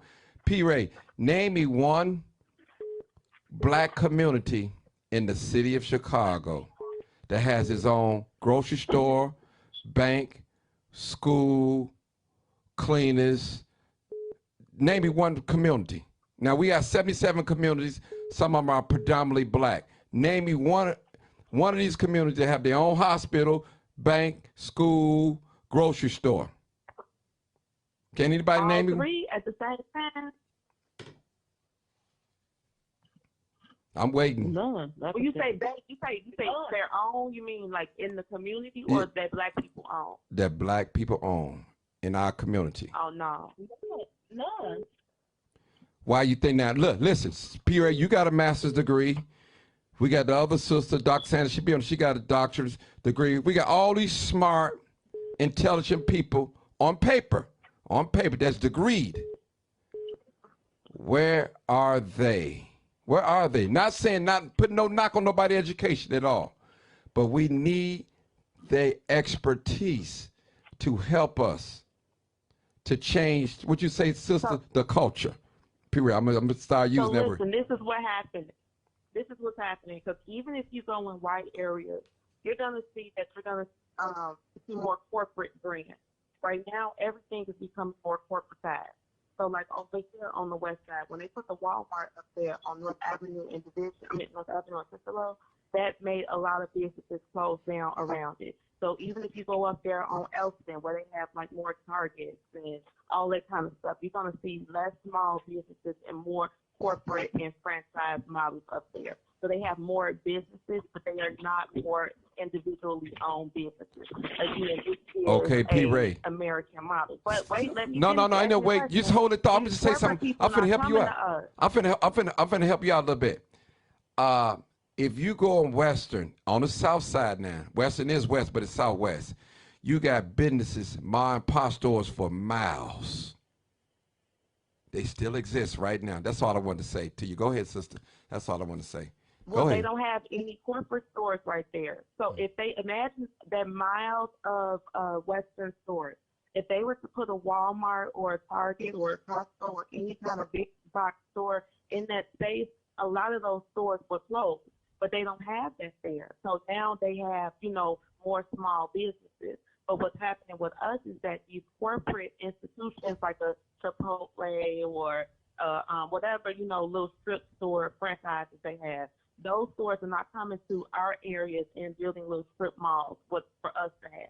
You're not going to see a Starbucks on Chicago Avenue in Laramie. You see what I'm saying? Like, Starbucks is not going to do anything there, even though there is land there available for them to do it. So it's all about how the corporations are investing in these areas, because I know for a fact, for a very, very, very clear fact, that banks do not invest in Black Chicago how they invest in other spaces. True. Because they don't see us as well, I'm gonna hold it. I'm not gonna say that here. But I just know that they're not investing how they need to. That's you true. See what I'm saying? That's and true. But they invest in the other spaces. But our preachers take our money, and put it in their banks.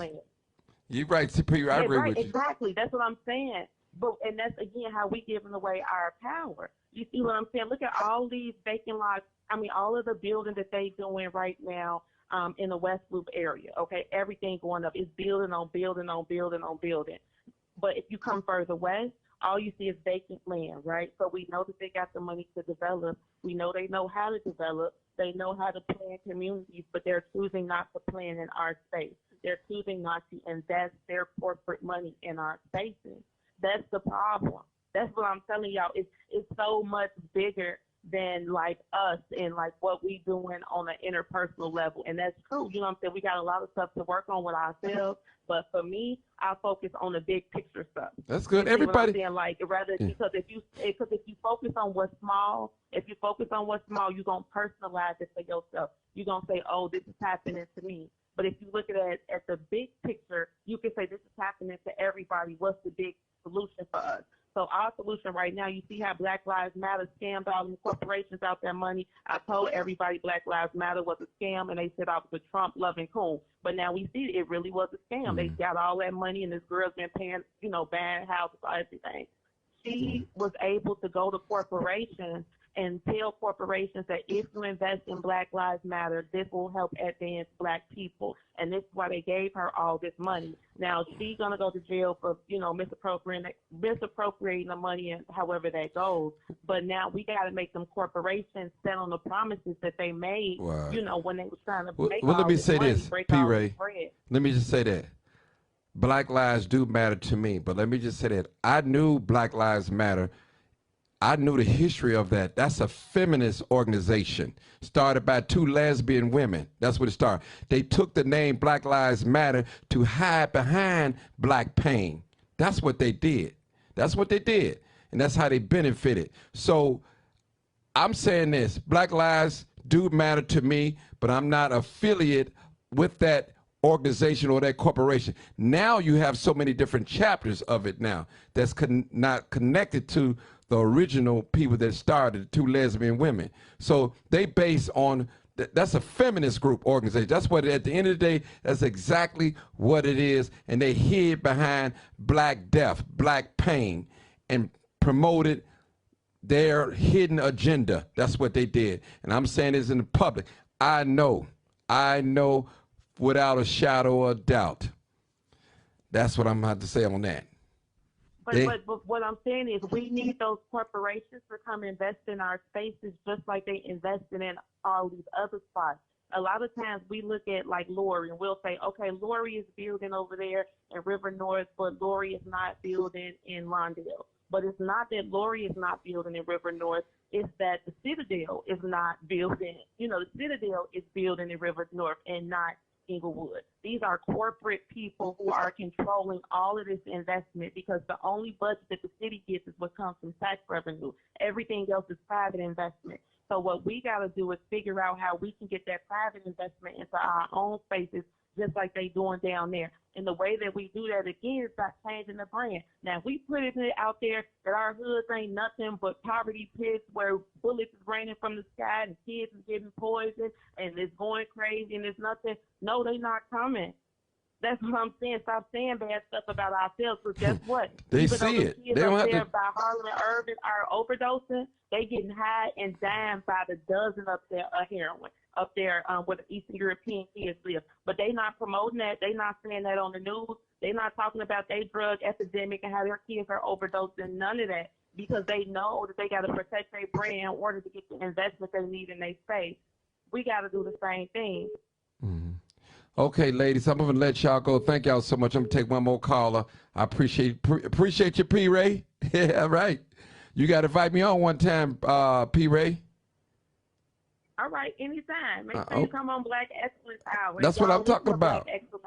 So Black Excellence Hour is a show I host on WVON Sundays at 5 p.m. Black Excellence Hour is a show for people with high self-esteem, and we are coming up with solutions to save ourselves so we can enjoy this country that our grandparents left for us. All right, thank y'all so much. Martin, I'm going to send you in your inbox the information for what we're doing this weekend. Okay, text it to this phone number because I get so many inboxes that you might get shuffled in the crowd. Okay, well, I'll do that, and I want to thank you. Thank you so much for the opportunity to come on. So, and if you have that meeting, let me know because I would definitely come and be a part of it. Oh, yeah. Okay, guys, I'm going to take this next call. Y'all have a great day. This might be my last caller. All right. All right. All right, caller, you my last one. Live on cut. Where you calling from? This is Chad. I'm calling you from Schaumburg again. Okay, hold on one second. Caller, where you calling from? Okay, what you want to talk about? Chicago, sir. Sir, what you want to talk about, sir? Well, this Kevin, Martin. Oh, okay. All right. Well, all right, Kevin. Well, I'm getting you. Hold on. Yeah. Okay, right, sister. Go. Hold on, Kevin. Go ahead, sister. The sister before you. Go ahead, sister. One of the things when I was calling that I wanted to say for T. Ray's comments was that a dog can have a baby. You know, she was saying that at 13. A dog can have a puppy. Let me make that correct and clear. When she was saying that about a 13-year-old, you know, I understood where she was coming from in regards to embracing the child. I kind of felt like T. Ray, in a way, kind of like over-sensationalized a lot of things. I see her as being an optimistic person, but in reality, things just don't go, you know, the way that she thinks that they do. In regards to shopping in the community, a lot of things are ingrained in us. She brought up an example of there being a black store next to an Arabic store. Me personally, and it's not because it's ingrained into me, it's because I kind of feel like, yes, ultimately I would go to the black store, but sometimes it's kind of like when you go in the Arabic store, you know what you're going for. You know what I'm saying? I will always shop with black people. and I'm not making this about myself thing, but I think a lot of people think like that. Like they would go into the Arabic store. You know, I remember specifically actually on 81st and Cottage Grove, there used to be a Chase Bank on the east side of the street, and there was a black-owned store on the west side of the street, northwest to be exact. And I think that they might still be there. Their competitors across the street was an Arabic store. And I think that the black store sold a little bit of everything, but they were a beauty supply also. People naturally gravitated towards the Arabic store. Do you know what store I'm talking about, Martin? Yeah, it's a black beauty supply, so it's still there. Yeah. I'm grateful that they are still there, but people, when you stood there and you watched, people naturally migrated towards the Arabic store, you know. Why you think that?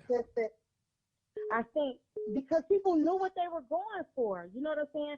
When you go into an Arabic store, we all know that you can go in there and buy loose square. You can go in there and get the meat and cheese and all of that. You know what I mean? You know, if you scrape together $1.79 to get a Mystic, that's what it's going to cost, as opposed to going to a black store. We don't always think and put things, you know, two and two together, like this will save the store by us going into the black store. But if you go into a black store and the Mystic is $2.50 and you know that well, you can go across the street and get it for $1.79, where would you gravitate toward? I mean, where would you rather shop? I understand. But see, for those of us that are educated and know economics, we know if we don't support this black store, and we know black people can't get the discount as the Arabs. You know, Arabs might have it 20 cents, $1, $5 difference, and we just have to pay it. We have to support that. Normally, people buy, I'm in sales, people buy from whom they like. If they like you, they're going to pay an extra $1 to you. You know what, he's good people, he treat me nice, I'm going to go ahead. You know, good people like good customer service. So I try to give it back. Me being black, I try to be twice as nice when I'm selling somebody something. So even go ahead, sister. No, go ahead. I didn't want to interrupt. Okay. So we have to learn that black people believe that's being racist. But black people, there's nothing wrong with supporting people that look like you. That's not a sin. That's not a sin. I have a problem with that, especially with church folks. They love, I put my money where I work, yeah.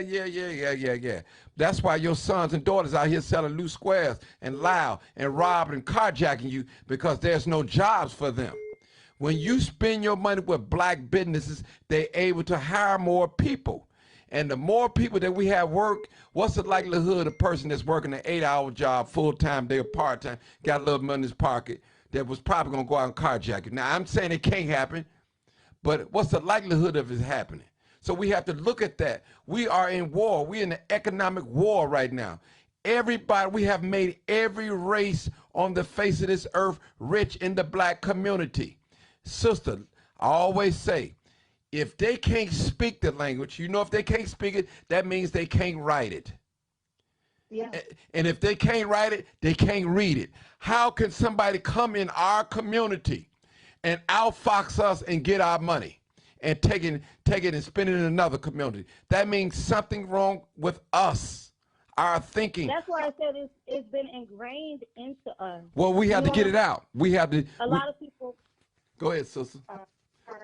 Like my grandmother, she taught me, you know, when it came time to like grocery shop and things like that, you know, to look at the price of the cost of, you know, chicken per pound, you know, beef per pound, things like that. So she taught me how to be savvy when it came to things like that. We really did not shop at the Arab store. That was really kind of a thing. Yeah. How old are you, sister? 38. 38, yeah, you just about on the border, because they didn't start coming into community until like maybe the 90s and stuff like that, really strong, you know, real strong. So yeah, and I grew up in Schaumburg, but I grew up in Roseland too. Okay. One of the next things I want to digress from that. One of the next topics that I kind of wanted to address too was everybody was saying, or when you were on the phone with the two ladies,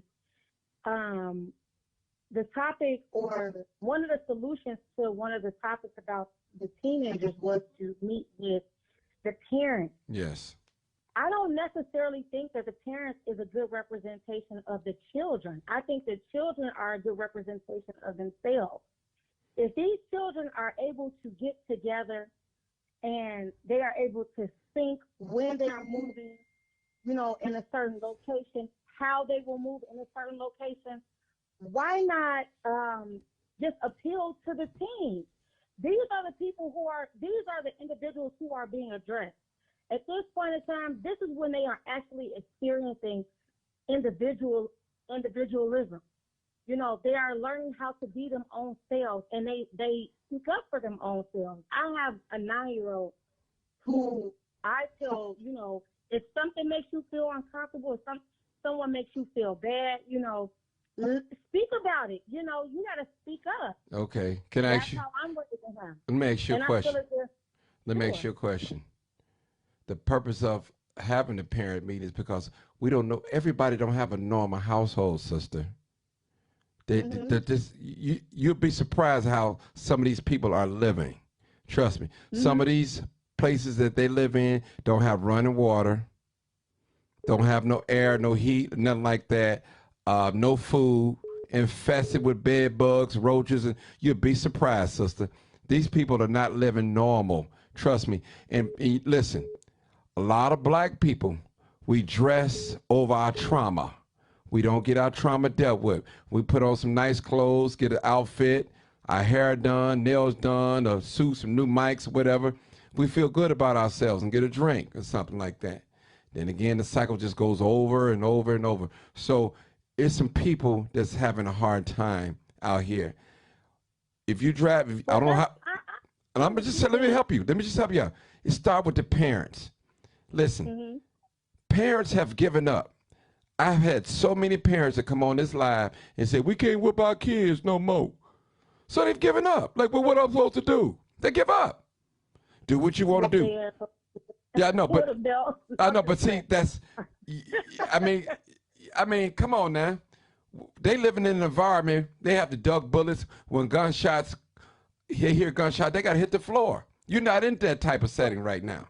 You know what I'm saying? Yeah. I'm not saying it can't happen where you at, but it's a rarity. So you don't know what some of these parents are going through. They're not going to tell. Look at the food lines when they give away food. Them lines be, and especially when they have cars, they be miles long. People are in bad shape. They just not going to say it. Yes, they driving nice cars. Yes, they looking good. They smelling good. But guess what? They ain't got nothing in that house. They scraping to pay the car note, insurance. So what I'm telling you. I'm not negating anything that you're saying. I need you to stop. I'm not negating anything that you're saying. I agree with that wholeheartedly.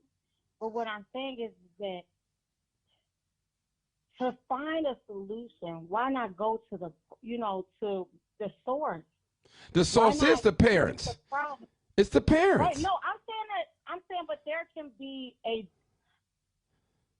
forum for the children, for the teenagers, and a forum for because who's going to let me just say something to you, sister.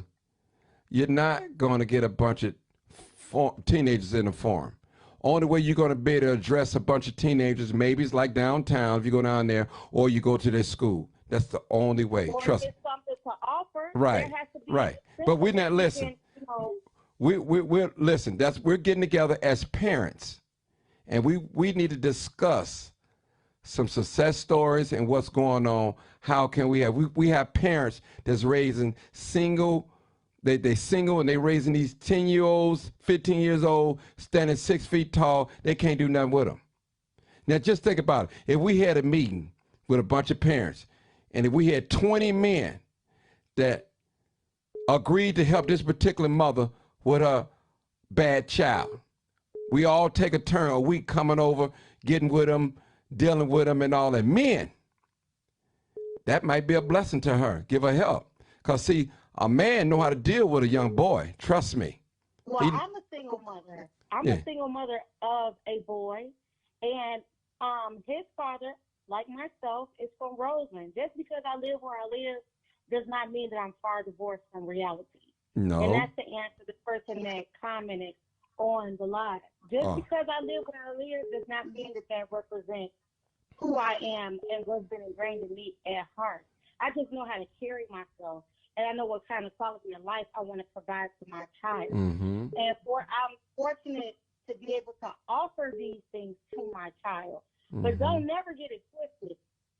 I'm a single mother, and I will not let my child see me struggle. Sister, We have too much that we're going through on our own also. You're going to drive yourself crazy reading them comments. No, I wouldn't I'm even not. pay I just attention read to the our whole conversation. Let them tell you whatever.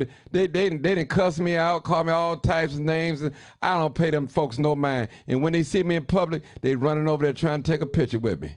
You know what I'm saying? Or when their loved one gets shot down on 63rd and Halsted, they in my inbox. Did you see anything? Did you go to that live? You know what I'm saying? I don't even pay no attention to them folks. Some of them folks, they ain't nothing but some, I call them internet activists. Always saying what we should do, but what are they doing? So, sister, just keep the conversation focused on me and you. I don't even worry about them loving the comments. You can address them later in your when we off this live and get them. Report them if you have to, if they disrespect you. Because they know if they get too far along with me, I'm going to block them. They already know. Now, I'll take a little beating, but you ain't just going to beat up on me. You know, not on my platform. I'll reach out to you for other things, too. Yeah. But I'm not gonna say it on here. But I reached out to you for other things, and you help. Just go back in your messages. You'll see what I'm talking about. Okay. I'd help so many people. And I try. One thing I do, I have so many testimony messages. I can show one every day for probably the rest of the year. You know what I'm saying? But I don't do that thing. It's not a bragging thing.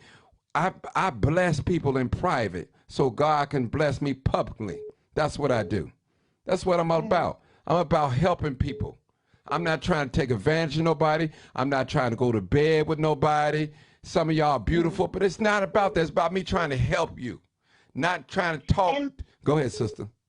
No, I'm sorry. Lastly, what I wanted to add, and that's to myself, to apply to myself as well as to everyone else, is that we all have to be teachable. And we have to be willing to be vulnerable, enough to be able to understand where the next person is coming from.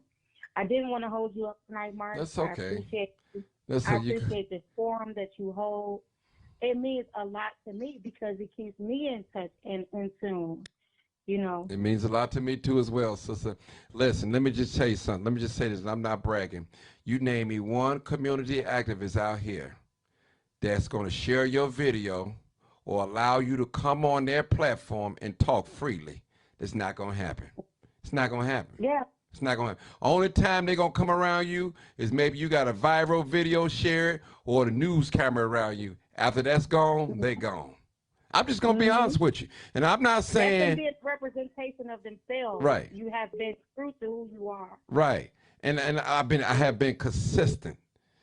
I'm not out here begging or swindling people out of money. Not at all. That's just not my character. I'm not going to beg. Now, people do bless me. They do bless me. They walk up and give me money. I was at the flea market Sunday.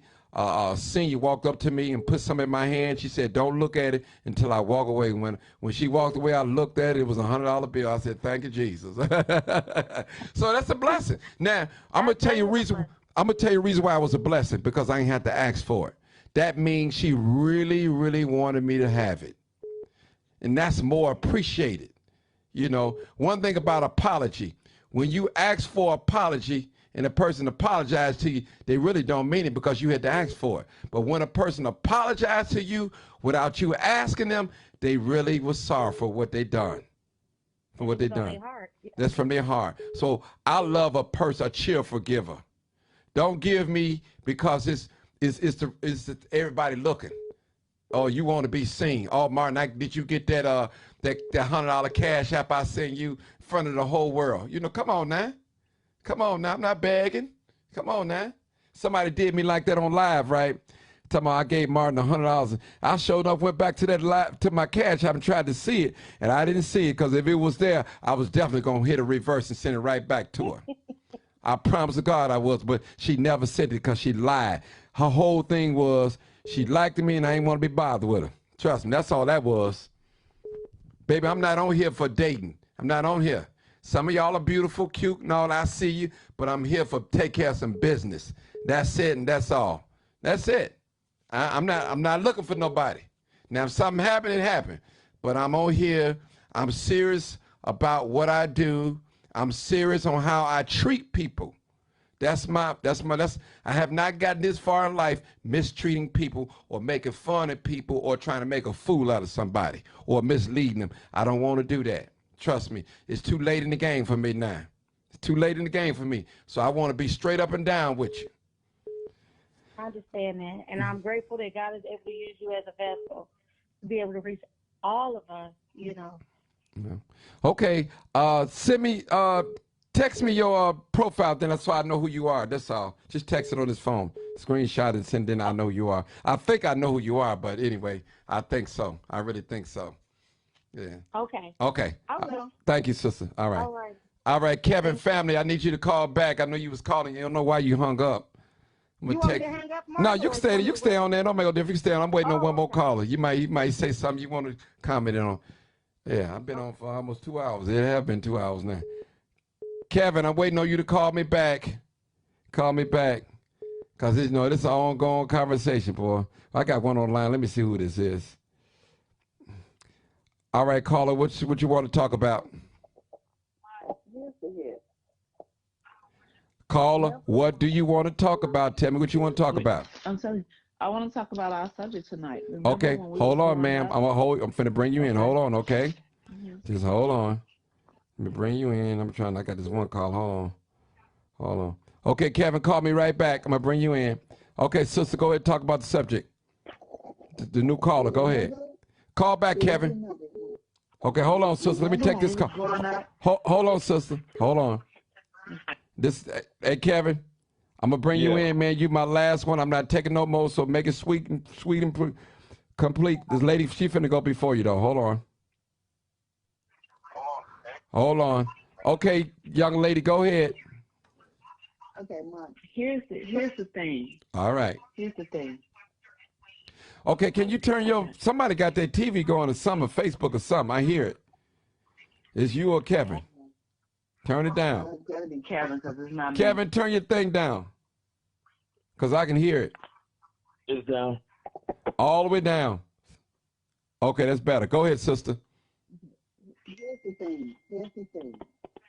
There's nothing for our young kids to do. Okay. Remember when we were growing up, and I grew up in Abbey Wells. Every summer, we had a summer job. They got summer jobs now, sister. Yes, they do. They do, but they're not plentiful like they was when we was growing up. Okay. They're not plentiful. They was not plentiful. They got summer jobs. They got to wait to see if they're going to get chosen for it. They're going to do this or whatever. Mm-hmm. There's nothing for these kids to do. To go work at McDonald's, to go do this. No. I'm listening. They do, but they was not plentiful like when we was growing up. I grew up in Abbey Wells. Every year from the age of that I was 14 years old, I knew that I had a summer job, and I looked forward to doing it. And I got my own money. I'm hearing an echo. I don't know if it's me or you. It's you. It ain't me. Are you on a headpiece? Are you on an earpiece? Yeah. Take your earpiece off. That could be it. The Bluetooth. Let me do that. Hello. All right. That's much better on my end. Go ahead. Much better. I just think that these kids don't have nothing to do, and they don't have nothing to look forward to. They got something to do. Going to be terrible. They got something to do. They got something to do. Trust me. A lot of these parks, you got the swimming pools, you got the park districts, but these park districts are charging now. You got summer camps. Yeah. You got basketball. The parents just had to get involved. They got to do research, and they have to. They had to get involved. You just can't, like the brother was saying, you just can't drop your son and daughter off downtown or drop them off at the mall and that's it. And you going on about you got to spend time. Sister, our parents spend time with us. A lot of these teenagers, I think J. Maul was saying, I think the other day he was on here, he said, I think in Chicago, you have over 20,000 homeless teenagers. Homelessness. Right. homeless. Yeah. So some of these teenagers don't have a normal life. They don't have running water and food on the table. They got to get it how they live. Those not the teenagers that's out there doing wrong. It might be. It might be. You don't know. Most of them are. We don't know who doing. They ain't catching them. Like the caller was saying earlier, you'll be surprised that the kids that they're doing wrong. It's from a family that has a mother, a father, all that. I'm not surprised. I was doing wrong, and I come from a 2-parent household, so I'm not surprised. I chose to do what I wanted to do. I knew better. And they are too. I knew better. I ain't gonna lie to you. It was a thing to do. It was influence. Hey, let me do this. I think this cool. But I understand what you're saying. It wasn't carjacking.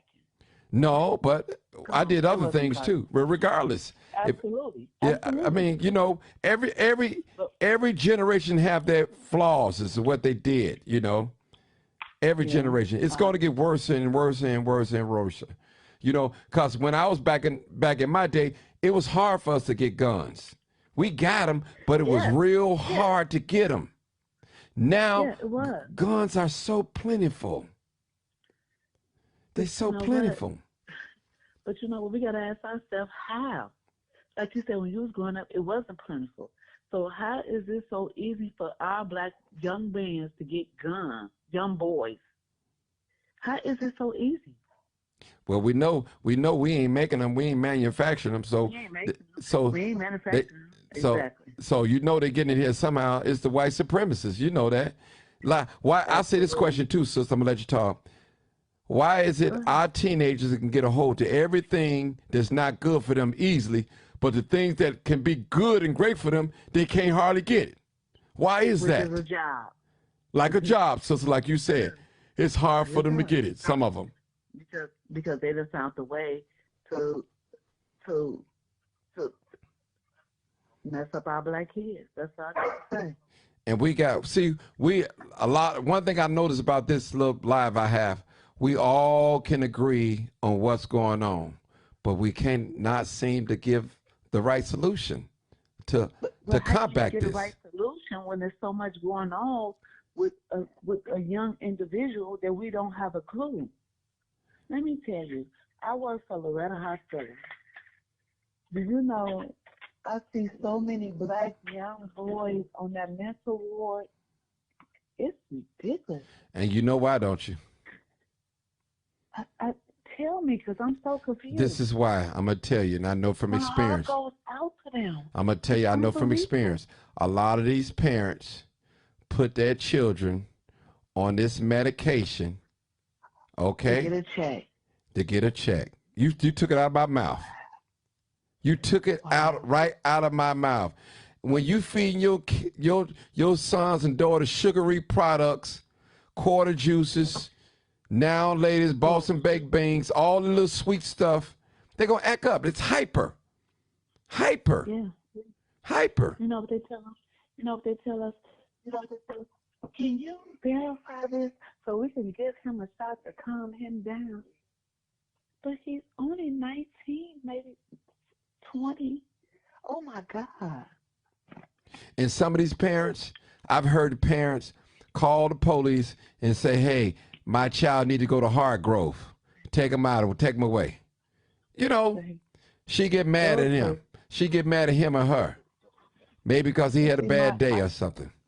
I've seen it. I just feel like I don't know. I'm not going to say me. I just say we as black people felt this say young it. Kids is coming up now. Yeah, we failed this generation. That's say it, sister. That's true. And that's what I said. We need a bunch of parents.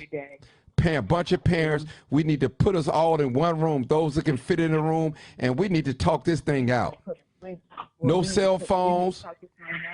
No infiltrators. We need to take Hargrove out. We need to all that off the board. These bad medicines. That was the reason that's the reason that they gave the funding to put our young black males on Ritalin and all that old crazy medicine. Exactly. Exactly. It's real, people. And you know This. what? Go ahead, It's so sister. I'm seeing it every day. When I tell you I'm so scared to go on that floor because, they on that floor, they can't come out now unless you bring them out. Mm. If Ho- they see you with a key, they'll attack you and push you out the door, all that.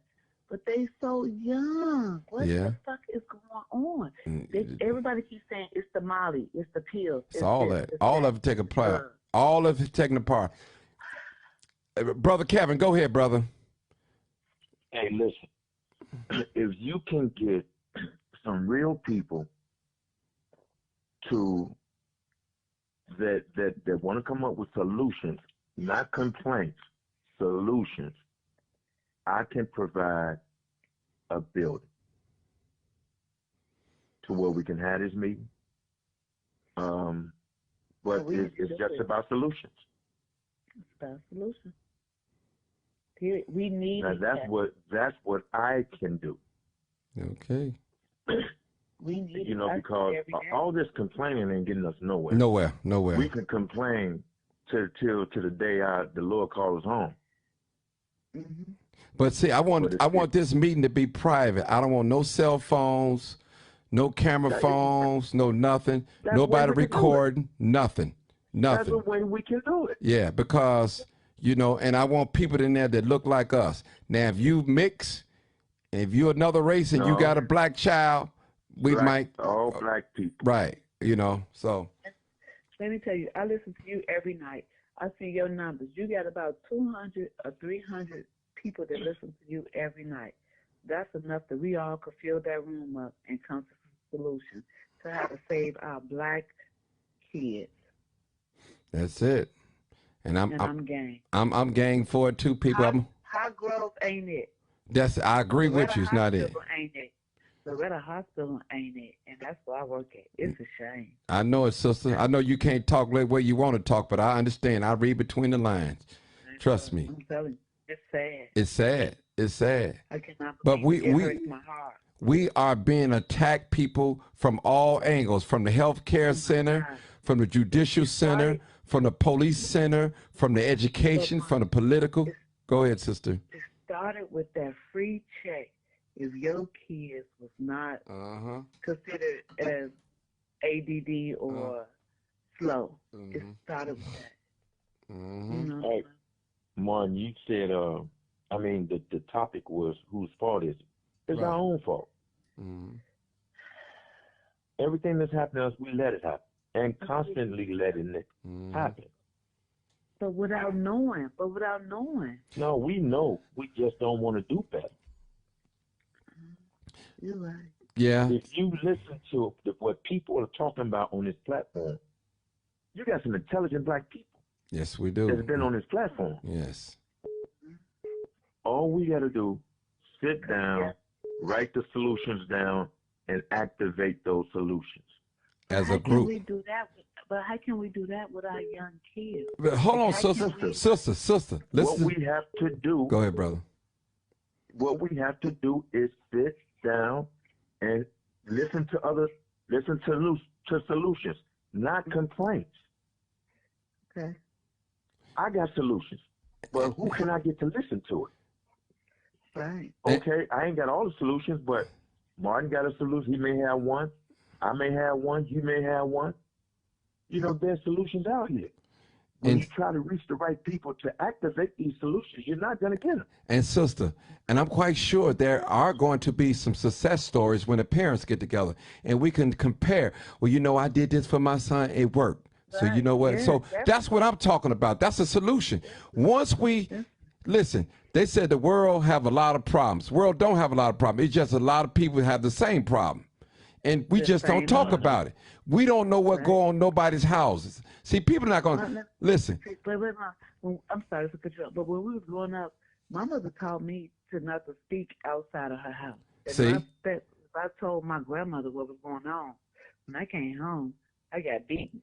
So we was raised not to talk outside. I was raised that way too. I promise. Me as well.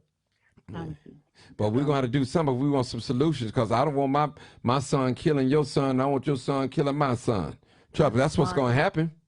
That's what's going to happen. You have brothers and sisters killing their own brothers and sisters. Right. Period. Because half these kids don't know who their family is. They don't know. They don't know. Yesterday I was helping my son because he started a new job. So we on 67 and Jeffrey, and I'm filling up his tank so he can get back and forth to work. So across the street at the other job, at the other gas station, They sell weed over there. I'm sorry, what you say? Nah, they sell drugs over there at one of them gas stations. Yeah. See, they carjacked the girl and ran over her feet. And I was telling my son, like, hurry up. I like this, he thinks it's okay. Then the man came over there, was like, they just carjacked the girl over there. And I'm telling him, that's what I'm talking about. Like, you can't take things for minimum of concern. Like, we already know where the hot spot's at. First of all, you get the gas in the daytime, and you don't get the gas in the hood. Period. It was a daytime. We got to use common sense. This thing ain't really hard. And that's what I was telling my son. It's just that we keep going back into the same thing. I'm going to give you one good example. The Chinese or the Korean, they could come out with something in their beauty supply. Oh, my Every God. black woman in the world is going to go get it. We're going bad. You got baby hair wigs out again. That's been out before. Mm-hmm. You got these long lashes, and women is being beat up by different Koreans in their stores, but they'll still go back to them stores. So will. And the nail shop. Let's not forget the nail shop. Mm-hmm. Right. So what I'm saying is Martin get a list of the people that is willing to meet. I will, but I need these people and I need some numbers before I put this bid in for this building for we can meet. I don't want to get the building and then there's only 5-6 people show up. Mm-hmm. Right. But then right now, Martin, you have the biggest platform because every night I listen to you. You have 200 to 300 people listening to you, calling you, want to chime in on what you're talking about. Yeah. There's nowhere in the world. We cannot fill that room. Yeah, that's true. And we got some serious parents. And I want teenage parents there too. I don't just want all older parents. Teen parents are welcome too. Grandmothers are welcome. But, that's your job, Martin. I am. You got to put that out there. Right. Because, you got the platform to do it. You got the platform. I'm going to get the building, Okay. you get the people, They and then we'll every night. set the Your tone. phone be blowing up. I know We'll it. set the tone and try to make some solutions. I'll bring the sound gotta system. change. We have to change the tide. Yeah. We got to let these kids know that they're worthy. Right. And we got to put some expectation on them. Of course. They going downtown with they don't even have no plan. They don't even know what they're going to do. They just want to meet up and just be destructive. Yeah. But I'll be downtown tomorrow. Downtown ain't the place to be destructive. Well, listen, let me say this, sister. Let me say this. Nowhere is the place to be destructive. Yeah, absolutely. I'm going to just say that. Don't just exempt them. Absolutely. They don't get a pass downtown. I'm sorry. We've been having hell in these communities for decades. Mm-hmm. Martin, how was downtown looking when you grew up? Beautiful. It still look beautiful. Listen. No, not when you was growing up. But let me just say this. It was a lot of abandoned buildings. Yeah. Well, you're talking about 22nd and South Loop there. But let me just say something, sister. Let me just say something. Say this. Mm-hmm. At the same time, a young man got killed at the Bean. A young man got killed over on 68th and Loomis. Where's the outcry? You know what I'm saying? All these rich communities, the first thing they say is, y'all don't cooperate with the police. Y'all don't talk, y'all don't witness. Now it's happening downtown. They had 2 people got killed, and I guess it was a murder-suicide downtown. So listen. So downtown don't want it because of what they're paying for. Listen, I don't care if we're paying $40, we don't want it either. Absolutely. We don't want it. Absolutely. Listen. Every man and every woman should not be denied for a right for safety, food, clothes, and shelter. Matter if we living on the Gold Coast or we living in the heart of Inglewood or whatever. I'm telling you. So the thing of it is that for real, well, Why was those kids down there doing what they were doing? Like come on. They can come downtown. They can go downtown. Absolutely. We're not in South Africa. Listen, all those kids downtown, hold on, sister. All those young kids, teens was downtown. All of them wasn't shooting, fighting, cussing, and dancing. I was out there for a couple hours. Some of them just congregating, socializing. All night, you know, of course, when they, listen, sister, take a school of 1,500 students. You're going to have some gangbangers in there, especially on the south side. Absolutely. So, because a student gets shot. On the west side, too. Yeah, I'm just saying, because a student gets shot, that don't mean make the whole school is bad. It's just some of the students. You know them gangbangers went down there. These people start going live, and they say, oh, so-and-so down live, let's go get them. We're going to meet up. Man, they caught so many guns that night. I think they caught at least about 8 or 9, 10 guns. They said 6 on the news. Yeah. So, let me tell you, they on Facebook saying, we're going to meet down here. We're going to meet here. We're going to do this. Ain't nothing wrong with that. They can meet. This ain't South Africa. We can go anywhere we want to. Absolutely. Absolutely. I don't care what them white folks say. We y'all listen. Yeah. I'm gonna let y'all go. I'm gonna get off here so y'all can go and keep talking about what y'all. No, I'm finna get off too. So, but my thing is, let's get together. I'll get the building. Okay, Kevin, we'll talk. Don't worry, Kevin. You ain't talking about solutions. That's it. There's nothing else we're gonna talk about but solutions. I don't want to hear nothing back in the day. Just come on, let's solutions. All right, y'all. I gotta go. I gotta go. You already know what it is. Live, uncut, unedited. Thank y'all for You tuning already in, know people. what it is. Y'all know what Live, it is. Uncut, unedited. Peace out. You already know